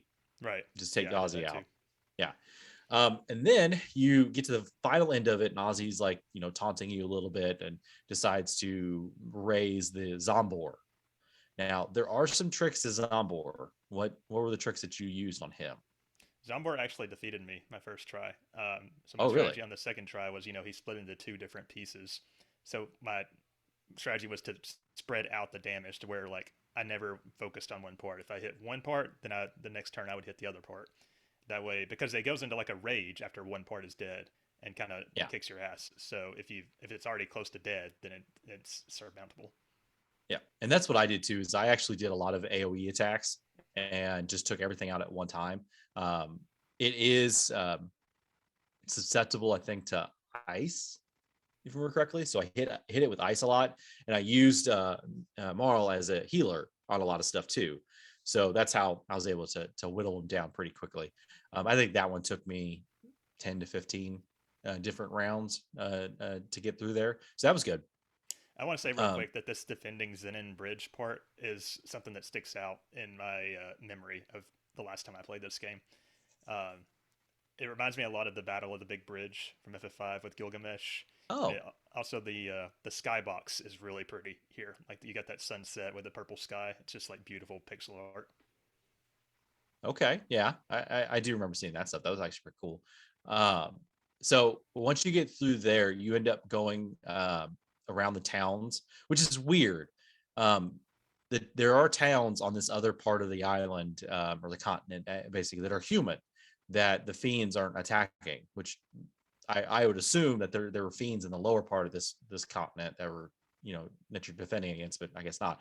But as you go to these towns, you start hearing more about the hero per se. Mm-hmm. You actually figure out that the hero is just a kid that found a button that belonged to Frog. Right. The kid's name is Tata, of all things. Tata. Yeah. Tata is not a hero at all. He's just a little kid. But you don't see him quite yet. So basically you go find Frog. Frog tells you he's in a slump because he wasn't able to save the queen. He felt like it was his fault that the queen got kidnapped, so he's kind of been recluse. You talk to him and you basically just leave because he's not going to do anything. So you go up to Denardio Mountains for the first time. So what happens when you go to the mountain, Scott? So, I mean, talking to Frog begins this whole, like, long, almost fetch quest of finding and repairing the Masamune, because that's what we need to get, help Frog get his groove back, basically. But at the mountains, you run into these two kids, monster children. They at first appear as human children, named Masa and Mune. And they're basically like the physical representations of the Masamune's sword's will. And so you fight them, and it's a two-part boss battle, because after you defeat their imp forms, they combine into like this really muscular beast. Do you have any problems with them? No, I did not. I was pretty over leveled. Now, what's really kind of fun is when you go into this mountain for the first time, you actually run across Tata, and he freaks out and takes off. Yeah, he just kind of runs off. Yeah. Womp womp. Yeah, but it's a you fight that, and then they decide that, oh, you might be the person that can help us. After you've beat this big dude. So the quest to repair Masamune, return the blade to Melchior. You have to first show the blade to Frog. But since it's all broken and rusty, it's like doesn't do anything for him. But he's got the hilt, doesn't he? I think so. So you do take it to Melchior, and he tells you that the material you need to repair the Masamune is this thing called Dreamstone, which is a material that no longer exists. Apparently, it was like back in ancient times that that rock was around. Handily enough, you have a portal at the end of time that takes you back to 65 million BC. So you go back to like caveman dinosaur era. And right away, you're set upon by these dinosaur creatures called the Reptites that attack you, and they kind of overwhelm you a little bit. But then we get our first anime cutscene that introduces a new main character, Ayla, who is like a cave woman, but she's got like beautiful, luscious blonde hair, and she's very strong. She kind of takes a liking to you and your party immediately because she respects strength and she sees you as strong people, I guess. So she tells you to follow her back to the village because she knows where to find this rock, apparently. So you actually saw the anime cutscene. What do you think of that? I did. I got through this one. I really like the anime cutscenes they have on these, especially with the DS version that I'm playing. It's really nice. It adds a kind of a break to the type of game that we're playing now, and then it shows these cutscenes to it, and it shows that power of the system, or at least the game at that time. Was that in the original or not? No, they added it with the PS1 version, and they've done every subsequent version since then. Okay, but that's good. I wish there were more of them, honestly. Yeah, it seemed like they really are saving them for big moments in this. Yeah. So you get to the village. You have like a party to celebrate your arrival. It's like a caveman party, dancing around the fire. They got plenty of food for a feast. You can join in with Marl if she's with you to like dance around the fire and kind of just hang out. It's kind of a cool part. It's got cool music. You can do like an eating. It's either an eating or a drinking competition. I forget which, with Ayla to earn. It looked like a drinking contest. Yeah. Oh yeah, because I remember they get drunk. But the next morning, although you have the red rock, the Dreamstone, your gate key is missing. which without the gate key, we can't travel through time. Dun dun dun. Yep. You follow the footsteps to the forest maze, where you learn that Kino, who is Ayla's boyfriend, stole the key because he is afraid that Ayla will like Chrono more than him. You should be so concerned. Ayla's like, yeah, right? I mean, he's ripped, so Ayla talks Kino down and forgives him and all that, but Kino was actually attacked by the reptites, and they took the key. So you have to go through this forest maze dungeon, fighting a bunch of reptites along the way. Ayla is with you now, so she can be in your party, or I think she has to be in your party for this part. And Ayla's personally my favorite character, so I enjoyed getting to meet her again. You meet the leader of the reptites, whose name is Azala, and I believe, if I remember right, she comes into play again later on in the game. So she's kind of an antagonist of the game, not the main villain or anything. But you have to fight this Nizbal boss, and so I don't really remember having any problems with him. And you hadn't actually gotten this far, right? No, and if I remember correctly, I didn't have any issues with him when I played it the first time. Yeah, Maybe. I don't think there was really. I think I just brute forced it. There wasn't like really a strategy or anything. So after this, you say goodbye to Ayla. She's going to stay back in her time. And you go back to Melchior in 600 AD. You get the Masamune fixed. If Luca's with you, she helps Melchior fix it. Otherwise, it's Robo. You take the Masamune to Frog. And this is when you get like a big plot dump about Frog's backstory. So apparently he used to be a man named Glenn, who was sort of like a partner or a squire to this guy named Cyrus, who was like a big hero in the Guardia Kingdom. You see this flashback where they take on Magus, and basically Magus kills Cyrus and turns Glenn into a frog. And so Frog has this big vendetta against Magus. It's kind of like a long flashback, but it is cool getting to see that relationship between Cyrus and Glenn. And honestly, like it almost seemed kind of queer-coded to me, just like how close they were being two men. But that's just me. Hey, yeah. Well, I love his name is Glenn, by the way. That's just hilarious. Such a normal name. Yeah, it'd be something more epic as a name. It's like, what's your real name? It's Glenn. Yeah. Frog Knight hero guy. Yeah. So at this point, you're ready to head on to Magus's castle. And so you go through this area called a magic cave, and in order to get in there, you get another anime scene. Sorry to spoil that, Rich, but the scene of Frog using the Masamune to cut like a cliff wall in half. It's pretty awesome. I remember that was a big moment when I played it on the first time around without the anime cutscenes. And then you do Magus's castle, which is a fairly lengthy, unique dungeon. It's got like really creepy music. There's lots of like tricks and mirages in there. With you run into like clones of characters that are important to your party. So like for Chrono, you run into like a doppelganger of his mom. Luca, I think, is her dad. I'm trying to remember. Ooh. Frog is Queen Lean, I believe. But anyway, so you end up having to go through this dungeon and fighting Magus's three generals, which are Slash, Flea, and Ozzy. And I found these boss battles to be kind of tough, actually. Like, I think I lost against Slash the first time. Flea was a little easier. Ozzy was super easy. The hard part about Ozzy was you have to go through like this whole gauntlet of traps and like puzzles to get to him because he keeps like running away from you. Because he's a bitch. Exactly. But he ends up freezing himself to protect himself. But then, of course, you can just burn that, and it's like an easy boss battle. And finally, you get to the end, and you fight Magus, who this is actually I barely survived this boss battle. I had to use like a lot of healing items, healing every turn, just about. And but the cool thing is he gets his own unique boss battle theme, which is kind of a banger. Nice. But after that, after you defeat Magus, you learn that you actually, by stopping him, he wasn't actually trying to summon Lavos. He was trying to seal Lavos away. And so you've actually, by stopping Magus, you actually managed to bring about what you were trying to stop, and that Lavos gets revived. Oh. Yes. Oops. So we're going to learn more about that later, because you kind of don't get explained all the details of the situation. You end up getting portaled through time back to 65 million BC. And that's where this segment ends. And you're just kind of left confused, like, what just happened? Yeah, crazy. So you want to find Magus, and you also want to figure out, like, what went wrong. And that's it. I liked this segment. I thought it was fun.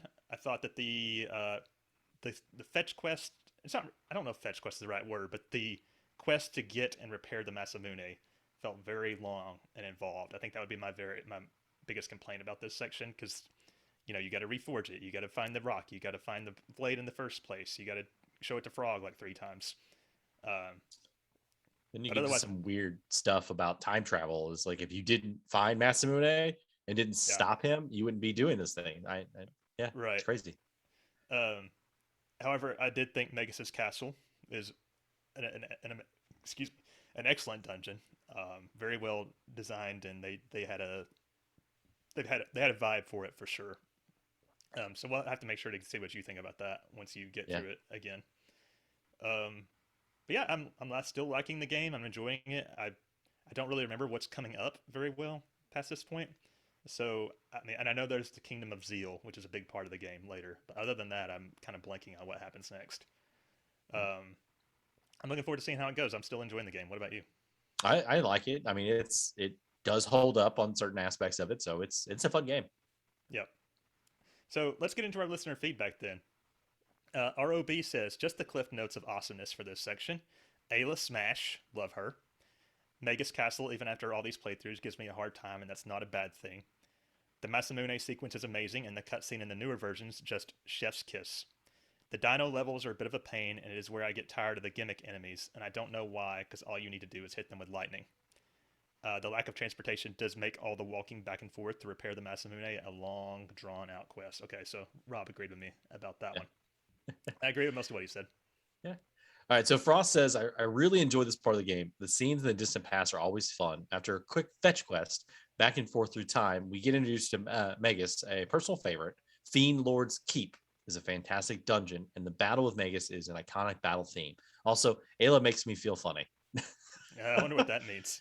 Yeah, that's fine. JS says, this section of the game is where things really start to ramp up, and it culminates in one of the best JRPG dungeons and boss fights of the SNES era. 600 AD, I enjoyed the dive into Frog's backstory, easily the best written character in the game. I never thought about that, but I guess that makes sense. 65 million BC, when I played this game back in high school, I never gave Ayla a chance. I quickly settled in on a party of Chrono, Frog, and Marl for the majority of the game. This time around, I discovered the joys of grinding TP in the hunting ground and got Ayla's charm before advancing the story. This led to picking up some high-end loot by stealing in the Reptite lair. Plus, she hits like a Mack truck. I think she's going to play a bigger role this playthrough. Yeah, I loved using Ayla the first time I played through the game. I didn't spend any time hunting, though. He goes on to say, 600 AD wrapping up with Magus's castle. I remember this being a tough dungeon and a tough boss rush when I played the first time, but thanks to all the news I fought in the hunting ground, I was level 30 and had Luminaire by the time I fought Magus. Damn, so JS is definitely over-leveled. Yeah. Can't wait to dive into the next section. And then we got a comment from Bill. It says, I'm at 600 AD and not going to finish this section. Ring the bell of shame. Shame. Shame. So we don't have a tea time for this episode from him. Nice. All right, so Disa, really enjoyed the previous segment. I always love prehistoric. It's so pretty and colorful. It also makes it for a joyous change after spending time in the future, which looks like a bit bland. Yeah, I get that. I was still over leveled from getting 99 shelters, so I just went through without much issue. A great part of the game. I wonder what level she is. I don't know. She was at level 9, or she got 99 shelters. That means she was fighting that one battle over and over on the way there. So, Lao the Gal left us a lengthy one here. She says, I should preface that this is my first time playing Chrono Trigger. I also didn't grow up playing JRPGs because after playing Final Fantasy at 10 years old, I painted the genre as dumb. I'm glad I gave it another chance 30 years later. Me too. Good. The section of the game was a lot of fun. I finally feel the hooks of the game and have been playing for longer sessions as a result. Jumping to prehistoric times was a nice surprise. The dancing caveman and the fun music reminded me of a time when caveman games were cool. I enjoyed having Ayla in my party and thought her art design was neat. I admit it was sad that when she left the party, but I suspect she will join up later on. The lead up to Magus was epic. The tonal shift in art design, and the music, and more importantly, the absence of music at key moments, set the stage for something dreadful. If I wasn't aware of the upcoming due dates for the game club thing, I would have thought I was nearing the end of the game. I enjoyed the multiple boss fights and appreciated the different strategies they implemented against me. Special shout out to the naming of the bosses. I listened to those bands a lot as a kid, so I couldn't help but snicker when I realized they were named after famous lead singers. Yeah, we didn't really talk about that, but the generals are, Flea, Slash, and Ozzy from. Oh, I guess I didn't connect that. Ah. Wow, yeah. She says Magus was hard at first. Only now I realized that I could swap party members whenever I wanted. I was previously going back to the end of time to do so, and as a result, I had an unbalanced party. I spent some time grinding and harnessed Deesa's energy while doing so, until I had a party I thought would work. The work paid off as I was able to finally beat him. Can't wait to see what comes next. Thanks for your detailed thoughts, Lau the Gal. And then finally, we've got a video, an audio submission from Kazlo's RPG Club series on his YouTube channel. Let me get that pulled up real quick. Here it goes. Hey everyone, it's Kazlo, and welcome back to my channel. It's time for... Let me just skip ahead. Once again, Chrono Trigger impresses with its brisk pace. As you can tell from my story breakdown, we do a lot in this section. Although, remembering my other times playing the game, this is usually the part where most of my playthroughs end. Ultimately, I remember this being because I forget what I'm supposed to do and can't trigger the next part of the story. This time, however, I noticed how the game almost holds your hand on where to go. The old man at the end of time clearly tells you to go to 1000 AD, which puts you in a town where everyone is talking about Magus summoning Lavos in 600 AD, another pointer on where to go. Then, when you return to Frog with the broken Masamune, the characters point you to Melchior being on the hilt, and that he was back in 1000 AD. Visiting Melchior then points you to the ancient past, where there's only one time gate that fits that description. Overall though, I enjoyed this section a lot, even if I can feel the difficulty creep coming.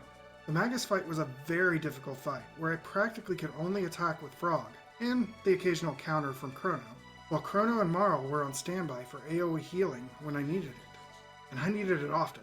I think I may need to do some grinding in the next section. But that's it for this section of the Chrono Trigger RPG Club. Thank you for that submission, Yes. Kazlo. I agree with pretty much everything you said. And if you guys want to watch his full video, you can do so. He's Kazlo25 on YouTube. But all right. Any final thoughts on this section? I know you didn't finish it.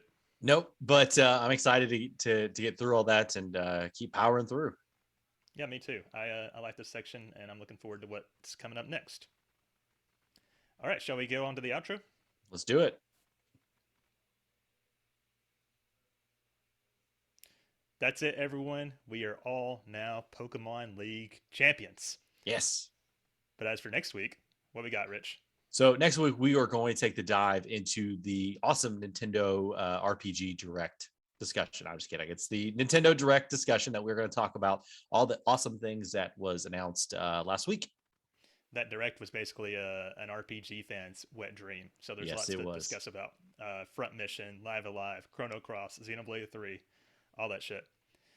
As for the RPG Club, one more reminder, the current game is Chrono Trigger, and the checkpoint is to defeat Gaia on Mount Woe, and that's due Sunday, February 20th. Launching into our plugs, please rate and review the show on whatever podcasting service you listen to us on, or others that you don't listen to us on. Every review helps, and it's a great way to help the show. Yes. Speaking of the way to help the show, the Patreon is a great way to support the show. We have some cool benefits to that, which is the early episode access, ad-free episodes, aftercast, extra reviews, RPG Club, and many, many more. You can find that at patreon.com/RPG Afteryears. Another way to participate in the show is you could join us on Twitch. We stream every episode, usually Sundays at 9 a.m. Eastern Time. You can find that at twitch.tv/RPG Afteryears. And if you're interested, I have been streaming my sessions of Chrono Trigger on my own personal Twitch channel. So you can find me at the Scott Spot on Twitch as well. You can email the show, rpgafteryears@gmail.com. Another way to communicate with the show is at Discord. The link can be found in the show notes or our pinned tweet on Twitter.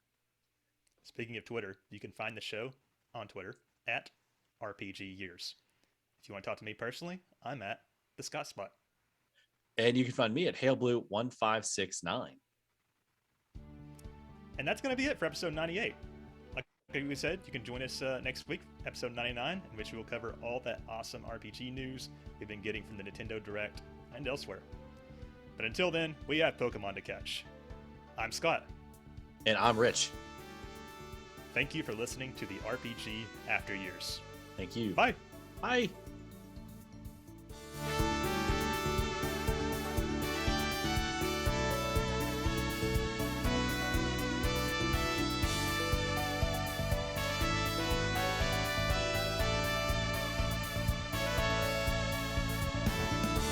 The beast has been slain.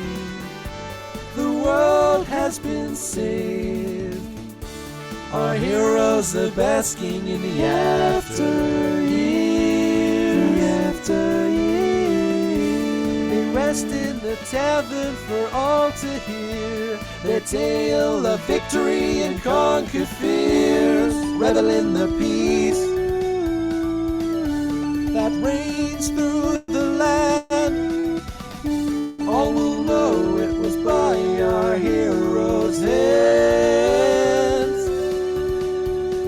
Here in the after years. Here in the RPG after years. Here in the RPG after years.